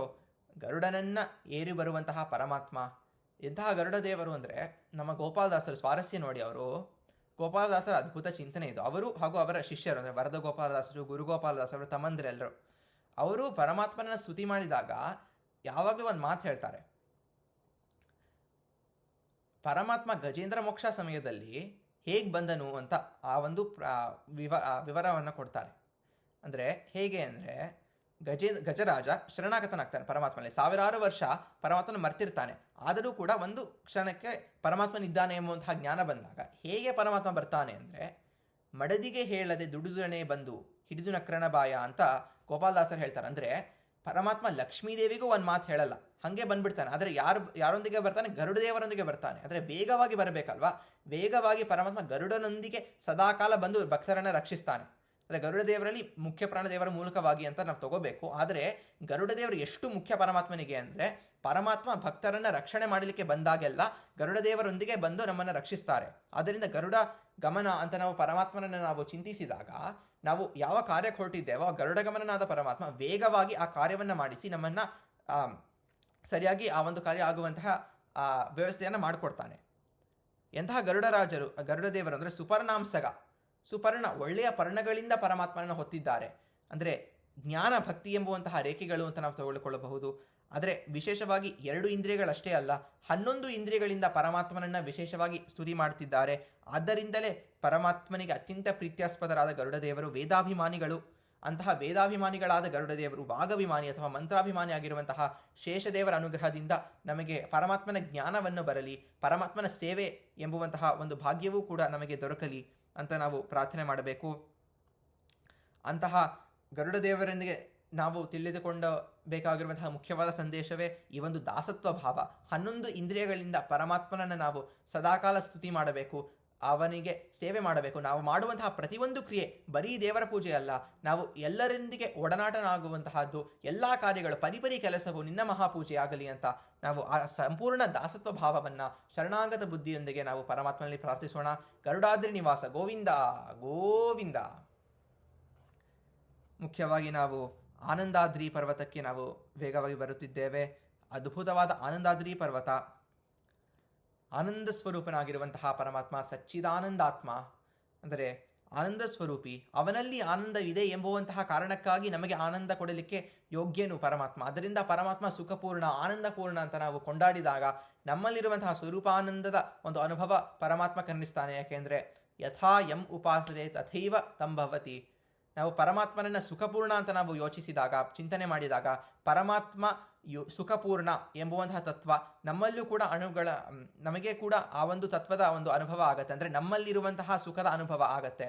ಪರಮಾತ್ಮ ನಾವು ಬೈದರೆ ಚೋರ ಅಥವಾ ಜಾರ ಅಂತ ನಾವು ಅಂದರೆ ಅನುಸಂಧಾನವಿಲ್ಲದೆ ಪರಮಾತ್ಮನನ್ನು ನಾವು ಬೈದಾಗ, ಅಥವಾ ಪರಮಾತ್ಮನ ಕರ್ತೃತ್ವವನ್ನು ನಾವು ಒಪ್ಪಿಕೊಂಡಾಗ, ಆ ಎಲ್ಲ ಅಪರಾಧಗಳನ್ನು ಮಾಡಿದಾಗ ಪರಮಾತ್ಮನನ್ನು ಬೈದಾಗ ಆ ಒಂದು ಪ್ರಭಾವ ನಮಗಾಗುತ್ತೆ. ಅಂದರೆ ಪರಮಾತ್ಮ ಚೋರ ಅಂತ ನಾವು ಉಪಾಸನೆ ಮಾಡಿದರೆ ನಮಗೂ ಕೂಡ ಆ ಚೋರತ್ವದ ಒಂದು ಬುದ್ಧಿ ಬಂದು ನಮಗೆ ಆ ದೋಷವನ್ನು ಬರುತ್ತೆ. ಆದರೆ ಪರಮಾತ್ಮ ಸುಖಪೂರ್ಣ, ದೋಷ ದೂರ, ಗುಣಪೂರ್ಣ ಅಂತ ನಾವು ಹೇಳಿದಾಗ ನಮ್ಮ ಆನಂದದ ಅನುಭವ ಆಗತ್ತೆ, ನಮ್ಮ ದೋಷಗಳು ದೂರ ಆಗತ್ತೆ, ನಮ್ಮಲ್ಲಿ ಗುಣಗಳು ಯಾವುದಿದೆಯೋ ಅದು ಸ್ವಲ್ಪ ಹೆಚ್ಚು ಪ್ರಕಟಣೆ ಆಗತ್ತೆ. ಆದ್ದರಿಂದ ಪರಮಾತ್ಮನ ವಿಶೇಷವಾಗಿ ನಾವು ಆನಂದ ಸ್ವರೂಪ ಅಂತ ನಾವು ಚಿಂತನೆ ಮಾಡಿದಾಗ ನಾವು ಸ್ವರೂಪಾನಂದದ ಅನುಭವ ಅಂದರೆ ಮೋಕ್ಷ ಎಂಬುವಂತಹ ಸಮಯದಲ್ಲಿ ನಮಗೆ ಬರುವಂತಹ ಸ್ವರೂಪಾನಂದದ ಅನುಭವ ಬೇಗನೆ ಬರುತ್ತೆ ಅಂತ ನಾವು ವಿಶೇಷವಾಗಿ ತಿಳಿದುಕೊಳ್ಳಬೇಕು. ಆದರೆ ತಾತ್ಕಾಲಿಕವಾಗಿ ಯಾವ ಆನಂದ ನಮಗೆ ಬೇಕು ಅಂದರೆ ಆನಂದ ಆನಂದ ಮತ್ತೆ ಪರಮಾನಂದ, ಆನಂದನ ಕಂದನ ಒಲಿಯೇ ಏನಂದದ್ದೇ ವೇದ ವೃಂದ, ಆನಂದ ಆನಂದ. ಆ ಮೊದಲು ಕ್ಷಕಾರಾಂತ ಈ ಮಹಾವರ್ಣಗಳೆಲ್ಲ ಸ್ವಾಮಿಯಾದ ವಿಷ್ಣುವಿನ ನಾಮ ಎಂದು ತಿಳಿದವಗೆ ಆನಂದ ಆನಂದ. ಆ ಮೊದಲು ಕ್ಷಕಾರಾಂತ, ಆ ಎಲ್ಲ 51 ಅಕ್ಷರಗಳು ಪರಮಾತ್ಮನ ಒಂದು ಜ್ಞಾನ. ಅಂದರೆ ನಾವು ಚಕ್ರಾಬ್ಜ ಮಂಡಲದ ಚಿಂತನೆ ತಾವೆಲ್ಲರೂ ಕೇಳಿರ್ತೀರ. ಅಂದರೆ ಒಂದೊಂದು ಅಕ್ಷರಕ್ಕೆ ಅಜಾದಿ ಒಂದು ರೂಪಗಳು, ಆ ಎಲ್ಲ ರೂಪಗಳು ಒಂದೊಂದು ಅಕ್ಷರಕ್ಕೆ ಅಭಿಮಾನಿ. ಆದರೆ ಒಂದು ಶಬ್ದವನ್ನು ನಾನು ಹೇಳಿದಾಗ ಆ ಶಬ್ದದಲ್ಲಿರುವಂತಹ ಒಂದೊಂದು ಅಕ್ಷರಕ್ಕೆ ಅಲ್ಲಿ ಪರಮಾತ್ಮನ ರೂಪವಿದೆ. ಆದ್ದರಿಂದ ಆ ಮೊದಲು ಕ್ಷಕಾರ ಅಂತ ಈ ಎಲ್ಲ ವರ್ಣಗಳು ಸ್ವಾಮಿಯಾದ ವಿಷ್ಣುವಿನ ನಾಮ. ನಾ ಯಾವ ಶಬ್ದವನ್ನಾದರೂ ಹೇಳಲಿ, ರಾಮ ಕೃಷ್ಣ ಬಿಡಿ, ಆದರೆ ನಾನು ಲೌಕಿಕದ ಶಬ್ದ ಹೇಳಬಹುದು. ಉದಾಹರಣೆ ನೀರು, ನೀ, ನ, ಇ, ರ, ಉ, 4 ಒಂದು ಅಕ್ಷರಗಳಿವೆ. ಆ 4 ಅಕ್ಷರದಲ್ಲಿ 4 ವಿಭಿನ್ನವಾಗಿರುವಂತಹ ಪರಮಾತ್ಮನ ರೂಪಗಳು ನನ್ನ ಹೃತ್ಕಮದಲ್ಲಿರುವಂತಹ ಪರಮಾತ್ಮನ ರೂಪ ವಾಕ್ ಇಂದ ಆಚೆ ಬಂದು ನನ್ನ ಕಿವಿಯಲ್ಲಿ ಸೇರಿ ಆ ಎಲ್ಲ ಪರಮಾತ್ಮನ ರೂಪಗಳನ್ನು ಐಕ್ಯವಾದಾಗ ನಮ್ಮ ಹೃತ್ಕಮದಲ್ಲಿರುವಂತಹ ಆ ಒಂದು ಚಕ್ರಾಬ್ಜ ಮಂಡಲದಲ್ಲಿ ಇರುವಂತಹ ಆ ಅಜಾದಿ ರೂಪಗಳಿಗೆ ಐಕ್ಯನಾಗಿದ್ದಾನೆ ಎಂಬುವಂತಹ ಚಿಂತನೆ ಬಂದಾಗ ಏನು ಮಾತಾಡ್ತೀವೋ ಏನಂದದ್ದೇ ವೇದ ವೃಂದ. ನಾವು ಏನು ಮಾತು ಹೇಳ್ತೀವೋ ಪರಮಾತ್ಮ ನಾಮಗಳೇ ಹೇಳ್ತಿದ್ದೇವೆ. ಆದ್ದರಿಂದ ಏನು ಮಾತು ಹೇಳ್ತೀವೋ ಅದೆಲ್ಲ ವೇದಕ್ಕೆ ಸಮಾನ. ಆದ್ದರಿಂದ ಆ ಒಂದು ಅನುಸಂಧಾನ ಇದ್ದರೆ, ಆದ್ದರಿಂದ ವಿಶೇಷವಾಗಿ ಪರಮಾತ್ಮನ ಒಂದು ವ್ಯಾಪ್ತೃತ್ವದ ಒಂದು ಬುದ್ಧಿ ಪರಮಾತ್ಮ ಕರುಣಿಸಲಿ. ಹಾಗೂ ಕೂಡ ವಿಶೇಷವಾಗಿ ನಿನ್ನ ಹೊರತು ಎನಗನ್ಯರಿಂದೇಯ ನಿನ್ನ ಸ್ತುತಿಪ ಸುಖಕ್ಕೆ ಎಣೆಗಾಣೆ ಶ್ರೀನಿವಾಸ ದಯಾನಿಧೆ ಅಂತ ನಮ್ಮ ಗುರುಶೀಶ ವಿಠಲರು ಹೇಳಿರೋ ಹಾಗೆ ಪರಮಾತ್ಮನ ಸ್ತುತಿ ಎಂಬುವಂತಹ ವಿಶೇಷವಾದ ಸುಖ, ವಿಶೇಷವಾಗಿ ಅಧಿಕ ಮಾಸ ತಾವೆಲ್ಲರೂ ಭಜನಾದಿ ಕರ್ಮಗಳಿಂದ ಪರಮಾತ್ಮನನ್ನು ವಿಶೇಷವಾಗಿ ಸ್ತುತಿ ಮಾಡುತ್ತಿರ್ತೀರಾ. ಆದರೂ ಕೂಡ ಹೆಚ್ಚಾಗಿ ಇನ್ನೂ ಪರಮಾತ್ಮನ ಸ್ತುತಿ ಬರಲಿ, ಒಂದೊಂದು ಮಾತೇ ಪರಮಾತ್ಮನ ಸ್ತುತಿಯಾಗಲಿ ಎಂಬುವಂತಹ ಪ್ರಾರ್ಥನೆ ಆ ಒಂದು ಪರಮಾತ್ಮನಲ್ಲಿ ನಾವು ಮಾಡಿಕೊಂಡು ನಾವು ಮುಂದೆ ಹೋಗೋಣ. ಆನಂದಾದ್ರಿ ನಿವಾಸ ಗೋವಿಂದ ಗೋವಿಂದ. ಮುಖ್ಯವಾಗಿ ಎಲ್ಲ ಪರ್ವತಗಳನ್ನು ಏರಿ ನಾವು ಬೇಡಿ ಆಂಜನೇಯ ಸನ್ನಿಧಾನಕ್ಕೆ ನಾವು ಬಂದಿದ್ದೇವೆ. ಆ ಆಂಜನೇಯ ಪ್ರಭು ಶ್ರೀನಿವಾಸ ರಾಮರೂಪ, ರಾಮನೇ ಶ್ರೀನಿವಾಸ, ಶ್ರೀನಿವಾಸನೇ ರಾಮ. ಯಾಕೆಂದರೆ ಶ್ರೀನಿವಾಸ ಅಂದರೆ ಏನು ಶಬ್ದದ ಅರ್ಥ? ಲಕ್ಷ್ಮೀ ನಿವಾಸ, ಲಕ್ಷ್ಮಿಯೊಂದಿಗೆ ಸದಾ ಇರುವಂತಹ ರೂಪ. ವಿಶೇಷವಾಗಿ ಆ ರಾಮದೇವರೇ ಕೂಡ ಒಂದು ಲಕ್ಷ್ಮೀದೇವಿಯೊಂದಿಗೆ ಸದಾಕಾಲ ಇರುವಂತಹ ವ್ಯಕ್ತಿಯೇ. ಅಂದರೆ ಕೆಲವರು ಅಂದ್ಕೊಂಡು ಬಿಡ್ತಾರೆ ಆ ರಾವಣನು ಸೀತಾದೇವಿಯನ್ನು ಕೊಂಡು ಹೋದಾಗ ರಾಮ ಸೀತೆಯ ವಿಯೋಗ ಆಯಿತು ಅಂತ ಸರ್ವಥಾ ಅಂದ್ಕೊಳ್ಬಾರ್ದು. ಯಾಕೆಂದರೆ ಪರಮಾತ್ಮ ಲಕ್ಷ್ಮೀದೇವ ವಿಯೋಗ ಎಂದಿಗೂ ಆಗಲ್ಲ. ವಕ್ಷಸ್ಥಳದಲ್ಲೇ ಲಕ್ಷ್ಮೀದೇವಿ ಇದ್ದಾರೆ. ಹಾಗೂ ಕೂಡ ಆ ಸಮಯದಲ್ಲಿ ಸೀತಾಕೃತಿ ಎಂಬುವಂತಹ ಒಂದು ವಿಶೇಷವಾದ ಒಂದು ವ್ಯಾಪಾರ ಆಗತ್ತೆ. ನಿಜವಾದ ಲಕ್ಷ್ಮೀದೇವಿಯರು ಆ ಸಮಯದಲ್ಲಿ ಕೈಲಾಸಕ್ಕೆ ಹೋಗಿ ರುದ್ರದೇವರಿಂದ ಪೂಜೆಗೊಳ್ಳುತ್ತಾಳೆ. ಆದರೆ ಆ ಆಕೃತಿಯನ್ನು ರಾವಣ ಕರ್ಕೊಂಡು ಹೋಗ್ತಾನೆ. ಆದರೂ ಕೂಡ ಪರಮಾತ್ಮ ಲಕ್ಷ್ಮೀದೇವರ ವಿಯೋಗ ಎಂದಿಗೂ ಆಗಲ್ಲ. ವಕ್ಷಸ್ಥಳದಲ್ಲೇ ಲಕ್ಷ್ಮೀದೇವಿ ರಾಮನೊಂದಿಗೆ ಇದ್ದರು. ಆದ್ದರಿಂದ ರಾಮನೇ ಶ್ರೀನಿವಾಸ. ಲಕ್ಷ್ಮಿಯನ್ನ ತನ್ನ ವಕ್ಷಸ್ಥಳದಲ್ಲಿ ಹೊತ್ತುಕೊಂಡಂತಹ ಆ ಶ್ರೀನಿವಾಸ. ಸ್ವಾರಸ್ಯ ನೋಡಿ, ಒಬ್ಬರು ಒಂದು ಹರಿಕತೆ ಹೇಳೋರು ಸತ್ಯಧ್ಯಾನರ ಕಾಲದಲ್ಲಿ ಇದೇ ಒಂದು ಕತೆ ಹೇಳ್ತಿರ್ತಾರೆ. ತಪ್ಪಾಗೆ ಹೇಳ್ತಾರೆ. ಅಂದರೆ ಆ ಲಕ್ಷ್ಮೀದೇವಿ ಸೀತಾದೇವಿ ಹೋದಾಗ ರಾಮ ಅತ್ತ ಅತ್ತ ಅತ್ತ ಅಂತ ಹೇಳ್ಬಿಡ್ತಾನಂತೆ.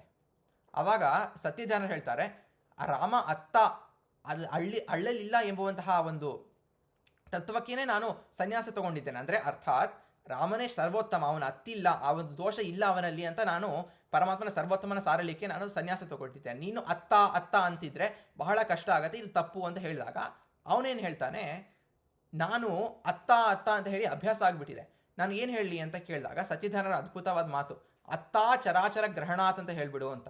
ಅಂದರೆ ಸೂತ್ರದ ಒಂದು ಸೂತ್ರ ಅದು, ಅತ್ತಾ ಚರಾಚರ ಗ್ರಹಣಾತ್.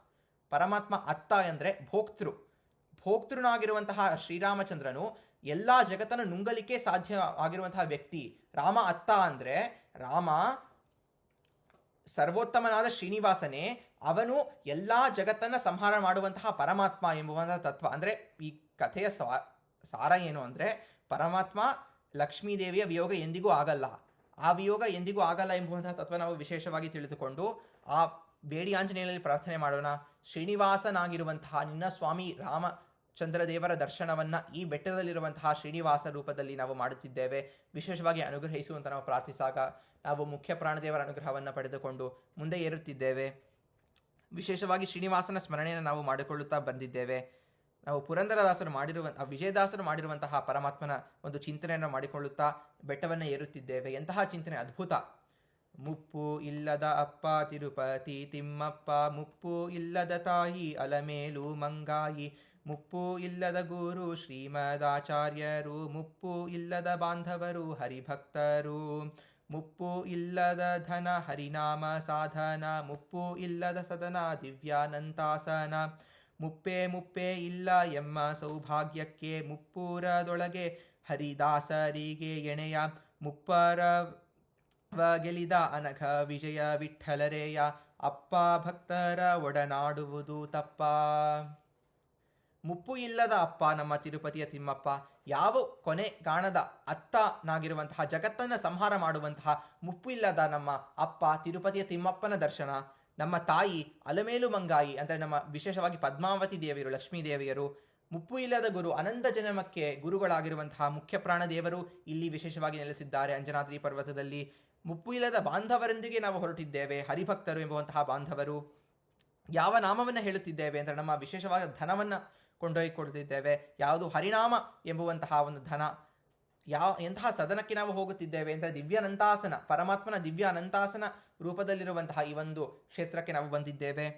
ಇಂತಹ ನಮ್ಮ ಸೌಭಾಗ್ಯಕ್ಕೆ ಮುಪ್ಪೇ ಇಲ್ಲ. ಪರಮಾತ್ಮ ಎಂಬುವಂತಹ ತಂದೆ, ಲಕ್ಷ್ಮೀದೇವಿ ಎಂಬುವಂತಹ ತಾಯಿ, ಮಧ್ವಾಚಾರ್ಯರೆಂಬುವಂತಹ ಗುರುಗಳು, ಹರಿಭಕ್ತರು ಎಂಬುವಂತಹ ಬಾಂಧವರಿದ್ದಾಗ ನಮಗೆ ಯಾವ ಮುಪ್ಪು ಇದೆ ನಮ್ಮ ಸೌಭಾಗ್ಯಕ್ಕೆ ಅಂತ ನಾವು ವಿಶೇಷವಾಗಿ ತಿಳಿದುಕೊಂಡು ನಾವು ಅನಘನಾಗಿರುವಂತಹ ಆ ವಿಜಯವಿಠಲನಾಗಿರುವಂತಹ ಶ್ರೀನಿವಾಸನ ದರ್ಶನಕ್ಕೆ ನಾವು ಬಂದಿದ್ದೇವೆ.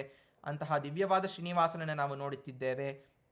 ನಾವು ಒಂದು ಬೆಟ್ಟವನ್ನು ಏರಿದಾಗ ಅಲ್ಲಿ 4 ಮಾಡುಬೀದಿಗಳನ್ನು ನಾವು ಪ್ರದಕ್ಷಿಣೆ ಮಾಡುತ್ತಿದ್ದೇವೆ. 4 ಪುರುಷಾರ್ಥಗಳಿಗೆ ಸಾಂಕೇತಿಕವಾಗಿರುವಂತಹ 4 ಮಾಡುಬೀದಿಗಳು. ವಿಶೇಷವಾಗಿ ಪೂರ್ವ ಬೀದಿ ಮೋಕ್ಷಕ್ಕೆ ಸದೃಶವಾಗಿರುವಂತಹ ಈ ಒಂದು ಮಾಡಬೀದಿಯಲ್ಲಿ ಬಂದು ಅಲ್ಲಿರುವಂತಹ ಸ್ವಾಮಿ ಪುಷ್ಕರಣಿ ಸ್ನಾನ ಮಾಡುತ್ತಿದ್ದೇವೆ. ಸಕಲ ತೀರ್ಥ ಸನ್ನಿಧಾನ, ವಿಶೇಷವಾಗಿ ಸರಸ್ವತಿ ನದಿಯ ಸನ್ನಿಧಾನ ಉಳ್ಳಂತಹ ಈ ತೀರ್ಥವನ್ನು ನಾವು ವಿಶೇಷವಾಗಿ ನಮಸ್ಕರಿಸಿ ಅಲ್ಲಿ ಸ್ನಾನ ಮಾಡಿ, ದಡದಲ್ಲಿರುವಂತಹ ವ್ಯಾಸರಾಜರ ಆಹ್ನಿಕ ಮಂಟಪಕ್ಕೆ ನಾವು ನಮಸ್ಕರಿಸಿ, ಅಲ್ಲಿರುವಂತಹ ಭೂವರಾಹ ರೂಪಿ ಪರಮಾತ್ಮನಿಗೆ ನಾವು ನಮಸ್ಕಾರ ಮಾಡುತ್ತಿದ್ದೇವೆ. ಎಂತಹ ಭೂವರಾಹ ರೂಪಿ ಪರಮಾತ್ಮ ಅಂದರೆ ಹಿರಣ್ಯಾಕ್ಷರನ ಸಂಹರಿಸಿದಂತಹ, ಭೂಮಿಯ ಆಕರ್ಷಣ ಶಕ್ತಿಯನ್ನು ಕದ್ದಂತಹ ಆ ಒಂದು ಹಿರಣ್ಯಾಕ್ಷರನ ಸಂಹರಿಸಿದಂತಹ ಆ ನಮ್ಮ ಸ್ವಾಮಿಯಾಗಿರುವಂತಹ ಭೂವರಾಹ, ಸಕಲ ಜಗತ್ತನ್ನು ಹೊತ್ತಿರುವಂತಹ ಆ ನಮ್ಮ ಬಿಂಬನಾಗಿರುವಂತಹ ಭೂವರಹ ನಮ್ಮಲ್ಲೂ ಇದ್ದು ನಮ್ಮನ್ನು ಹೊತ್ತಿಕೊಂಡು ನಮ್ಮನ್ನು ವಿಶೇಷವಾಗಿ ರಕ್ಷಣೆ ಮಾಡಿರುವಂತಹ ಆ ನಮ್ಮಲ್ಲಿರುವಂತಹ ಹಿರಣ್ಯಾಕ್ಷ, ಲೋಕದ ಮೇಲೆ ಆಸೆ, ಹಿರಣ್ಯದ ಮೇಲೆ ಕಣ್ಣು, ಆ ಒಂದು ಲೋಕದ ಆಸೆಯನ್ನು ನಾಶ ಮಾಡಿದಂತಹ ಭೂವರಾಹನಿಗೆ ನಮಸ್ಕರಿಸಿ ದಿವ್ಯವಾದ ಪ್ರಾಕಾರವನ್ನು ನಾವು ಪ್ರವೇಶ ಮಾಡುತ್ತಿದ್ದೇವೆ. ಮುಖ್ಯವಾಗಿ ನಾವು ಮೊದಲನೆಯ ಆವರಣವನ್ನು ನಾವು ದಾಟುತ್ತಿದ್ದೇವೆ. ಸ್ಥೂಲ ಶರೀರಕ್ಕೆ ಪ್ರತಿರೂಪದಂತಿರುವ ಆ ಒಂದು ಹಿತ್ತಾಳೆ ಬಾಗಿಲನ್ನು ದಾಟಿ ಅಲ್ಲಿರುವಂತಹ ಮನಸ್ಸು ಬುದ್ಧಿಗಳಿಗೆ ಪ್ರತಿರೂಪದಂತಿರುವ ಧ್ವಜಸ್ತಂಭ ಬಲಿಪೀಠವನ್ನು ನಾವು ದಾಟಿ ಅನಿರುದ್ಧ ದೇಹಕ್ಕೆ ಪ್ರತಿರೂಪದಂತಿರುವ ಆ ಬೆಳ್ಳಿ ಬಾಗಿಲನ್ನು ದಾಟಿ ಅಲ್ಲಿರುವಂತಹ ಎಡಗಡೆಗೆ ನಮ್ಮ ವರದರಾಜ, ಭಾಗಕ್ಕೆ ಇರುವಂತಹ ನರಸಿಂಹದೇವರನ್ನು ನಾವು ವಿಶೇಷವಾಗಿ ನಮಸ್ಕರಿಸಿ ನಾವು ನಮ್ಮ ಲಿಂಗದೇಹದ ಪ್ರತಿರೂಪದಂತಿರುವ ಚಿನ್ನದ ಬಾಗಿಲನ್ನು ದಾಟಿ 3 ಆವರಣಗಳನ್ನು ನಾವು ನೋಡುತ್ತಿದ್ದೇವೆ. ತಮೋವರ್ಣಕ್ಕೆ ಪ್ರತಿರೂಪದಂತಿರುವ ಮೊದಲನೆಯ ಬಾಗಿಲನ್ನು ದಾಟಿ, ರಜೋವರ್ಣಕ್ಕೆ ಪ್ರತಿರೂಪದಂತಿರುವ 2ನೇ ಬಾಗಿಲನ್ನು ದಾಟಿ, ಸತ್ವ ಗುಣಕ್ಕೆ ಪ್ರತಿರೂಪದಂತಿರುವ ಆ ಒಂದು 3ನೇ ಆವರಣವನ್ನು ದಾಟಿ ನಾವು ಗರ್ಭಗುಡಿ, ನಮ್ಮ ಸ್ವರೂಪ ದೇಹದ ಒಂದು ಸ್ವರೂಪ ದೇಹಕ್ಕೆ ಅನುಗುಣವಾಗಿರುವಂತಹ ಆ ಒಂದು ಗರ್ಭಗುಡಿಯ ಮುಂದೆ ಬಂದು ನಿಂತಿದ್ದೇವೆ. ಅಲ್ಲಿ ನಮಗೆ ಕಾಣಿಸುವಂತಹ 11 ಅಡಿ ಎತ್ತರದ ನಮ್ಮ ಬಿಂಬನಾದ ಶ್ರೀಹರಿ, ಶಿಲಾಮಯ, ಸುಂದರವಾದ ಶಿಲಾಮಯ ಪ್ರತಿಮೆ. ಪ್ರಾತಃ ಕಾಲದಲ್ಲಿ ಬಾಲಕನ ಆಕಾರ, ಮಧ್ಯಾಹ್ನ ಕಾಲದಲ್ಲಿ ಯೌವನಾಕಾರ, ಸಾಯಂಕಾಲದಲ್ಲಿ ಮುಲುಕನ ಆಕಾರದಲ್ಲಿರುವಂತಹ ನಿಜವಾಗಿಯೂ ನಮ್ಮ ಶ್ರೀನಿವಾಸನೇ ಈ ಒಂದು ಶಿಲಾರೂಪದಲ್ಲಿ ಬಂದು ನಿಂತಿದ್ದಾನೆ. ಜ್ಞಾನಿಗಳಿಗೆ ಶಿಲಾರೂಪ ಕಾಣಿಸಲ್ಲ, ಸಾಕ್ಷಾತ್ ಪರಮಾತ್ಮನೇ ಕಾಣಿಸ್ತಾನೆ. ನಮ್ಮ ಅಜ್ಞಾನದಿಂದ ನಮಗೆ ಶಿಲಾಮಯ ಪ್ರತಿಮೆಯೇ ಕಾಣಿಸುತ್ತೆ, ಅದು ನಮಗೆ ಗೊತ್ತು. ಅಲ್ಲಿರುವಂತಹ ಆ ಒಂದು ಪ್ರತಿಮೆಯಲ್ಲಿರುವಂತಹ ಪರಮಾತ್ಮನೇ ನನ್ನ ಬಿಂಬ. ಆ ಒಂದು ಗರ್ಭಗುಡಿಯಲ್ಲಿರುವಂತಹ ನನ್ನ ಸ್ವರೂಪದಲ್ಲಿರುವ ದೇಹದಲ್ಲಿರುವಂತಹ ಆ ಪರಮಾತ್ಮನೊಂದೇ. ಆ ಒಂದು ಪರಮಾತ್ಮನ ದಿವ್ಯವಾದ ಚಿಂತನೆಯನ್ನು ನಾವು ಮಾಡುತ್ತಿದ್ದೇವೆ, ಶ್ರೀನಿವಾಸನ ಚಿಂತನೆ. ಚಂಡ ವಿಕ್ರಮ ಚಕ್ರ ಶಂಖವ ತೋಂಡಮಾನ ನೃಪಾಲಗಿತ್ತನು ಭಾಂಡಕಾರಕ ಭೀಮನ ಮೃದಾಭರಣಗಳಿಗೊಲಿದ ಮಂಡೆ ಒಡೆದಾಕಾಶರಾಜನ ಹೆಂಡತಿಯ ನುಡಿ ಕೇಳಿ ಮಗಳಿಗೆ ಗಂಡನೆನಿಸಿದ ಗಹನ ಮಹಿಮ ಗದಾಬ್ಜಧರ ಪಾಣಿ. ಕರುಣಾಳು ನಮ್ಮ ಶ್ರೀನಿವಾಸ ಚಂಡವಿಕ್ರಮ, ಯುದ್ಧದಲ್ಲಿ ವಿಕ್ರಮನಾಗಿರುವಂತಹ ಆ ಒಂದು ಪರಮಾತ್ಮ. ತೋಂಡಮಾನ ರಾಜ, ನಮ್ಮ ಆಕಾಶರಾಜನ ತಮ್ಮನಾಗಿರುವಂತಹ ತೋಂಡಮಾನ ರಾಜ ಯುದ್ಧದಲ್ಲಿ ಸೋಲುವಾಗ ತನ್ನ ಸುದರ್ಶನ ಚಕ್ರವನ್ನೇ ಪರಮಾತ್ಮ ಆ ತೋಂಡಮಾನ ರಾಜನಿಗೆ ಕೊಟ್ಟಂತಹ ಕರುಣಾಳು. ಭಾಂಡಕಾರಕ ಭೀಮನ ಮೃದಾಭರಣಗಳಿಗೊಲಿದ, ಭೀಮ ಎಂಬುವಂತಹ ಭಾಂಡಕಾರನು ತಾನು ಪರಮಾತ್ಮ ಈ ಶಿಲಾಮಯ ರೂಪದಲ್ಲಿ ಇರುವಾಗ ತನ್ನಲ್ಲಿದ್ದಂತಹ ಅವನು ಆ ಒಂದು ಮಣ್ಣಿನ ಮಡಿಕೆಗಳನ್ನು ಮಾಡ್ತಿದ್ದ. ಮುರಿದಿರುವಂತಹ ಮಣ್ಣಿನ ಮಡಿಕೆಯಲ್ಲಿ ಗಂಜಿಯನ್ನಿಟ್ಟು ನೈವೇದ್ಯ ಮಾಡ್ತಿದ್ದ. ಅವನಲ್ಲಿ ಅಷ್ಟೇ ಇತ್ತು ಅಂತ ಪರಮಾತ್ಮನಿಗೆ ಭಕ್ತಿ ಪುರಸ್ಸರವಾಗಿ. ಅದಕ್ಕೆ ಒಲಿದ ಪರಮಾತ್ಮ ಇವತ್ತಿಗೂ ಕೂಡ ಆ ಗರ್ಭದ ಗುಡಿಯಲ್ಲಿ ಬಿಡುವಂತಹ ಒಂದೇ ನೈವೇದ್ಯ ಆ ಮಣ್ಣಿನ ಪಾತ್ರೆಯಲ್ಲಿ ಬರುವಂತಹ ಗಂಜಿ, ಆ ಮೂಲ ವಿರಾಟನಿಗೆ ಮಾಡುವಂತಹ ಒಂದೇ ನೈವೇದ್ಯ, ಏಕೈಕ ನೈವೇದ್ಯ. ಬೇರೆ ಎಲ್ಲ ನೈವೇದ್ಯಗಳು ಆ ಬೆಳ್ಳಿಯ ಭೋಗ ಶ್ರೀನಿವಾಸನಿಗೆ ಆದರೂ ಪರಮಾತ್ಮ ತನಗೆ ಬೇಕಾಗಿರುವಂತಹ ಆಹಾರವೇ ಆ ಭಾಂಡಕಾರಕ ಭೀಮ ಮಾಡಿದಂತಹ ಮಣ್ಣಿನ ಒಂದು ಪಾತ್ರೆಯಲ್ಲಿ ಕೊಡುವಂತಹ ಗಂಜಿ. ಅಷ್ಟು ಕರುಣಾಳು ನಮ್ಮ ಪರಮಾತ್ಮ. ಮಂಡೆ ಒಡೆದ ಆಕಾಶರಾಜನ ಮಂಡೆ ಒಡೆದಂತಹ ಆ ಒಂದು ಪಿಶಾಚಿ, ಆ ಒಂದು ಆ ಗೊಲ್ಲನಿಗೂ ತಾನು ಒಲೆದು ಪಿಶಾಚಿ ರೂಪದಲ್ಲಿ ಇದ್ದರೂ ತಾನು ಕಿರೀಟವನ್ನು ಧಾರಣೆ ಮಾಡಿದಾಗ ಪ್ರತಿ ಶುಕ್ರವಾರ ಸಾಯಂಕಾಲ ಆ ಪಿಶಾಚಿ ಜನ್ಮದಿಂದ ಮುಕ್ತಿಯನ್ನ ಕೊಡುವಂತಹ ಒಂದು ವಿಶೇಷವಾದ ಅನುಗ್ರಹ ಮಾಡ್ತಾನೆ. ಆಕಾಶರಾಜನ ಹೆಂಡತಿಯ ನುಡಿ ಕೇಳಿ ಮಗಳಿಗೆ ಗಂಡನೆನಿಸಿದ. ಆಕಾಶರಾಜನ ಹೆಂಡತಿಯ ಬಳಿಗೆ ಹೋಗಿ ತಾನು ಒಂದು ಕೊರವಂಜೀರಿ ವೇಷದಲ್ಲಿ ಬಂದು ಅವಳಿಗೆ ಮದುವೆ ಮಾಡಿಕೊಳ್ಳುವಂತಹ ಬುದ್ಧಿಯನ್ನು ಪ್ರೇರಿಸಿ ತಾನು ಶ್ರೀನಿವಾಸನಾಗಿ ಬಂದಾಗ ತಾನು ಕೇಳಲಿಲ್ಲ. ಆಕಾಶರಾಜನ ಹೆಂಡತಿ ಕೇಳಿ ತನ್ನ ಮಗಳನ್ನ ಕನ್ಯಾದಾನದ ಮೂಲಕವಾಗಿ ಕೊಡಲಿ, ಆ ಪುಣ್ಯ ಅವಳಿಗೆ ಸಲ್ಲಲಿ ಎಂಬುವಂತಹ ಪ್ರಾರ್ಥನೆಯೊಂದಿಗೆ ಪರಮಾತ್ಮ ತಾನು ಬಂದಾಗ ಆಕಾಶರಾಜನ ಹೆಂಡತಿಯ ಮೂಲಕವಾಗಿ ಮದುವೆಯನ್ನು ಮಾಡಿಸಿಕೊಂಡ.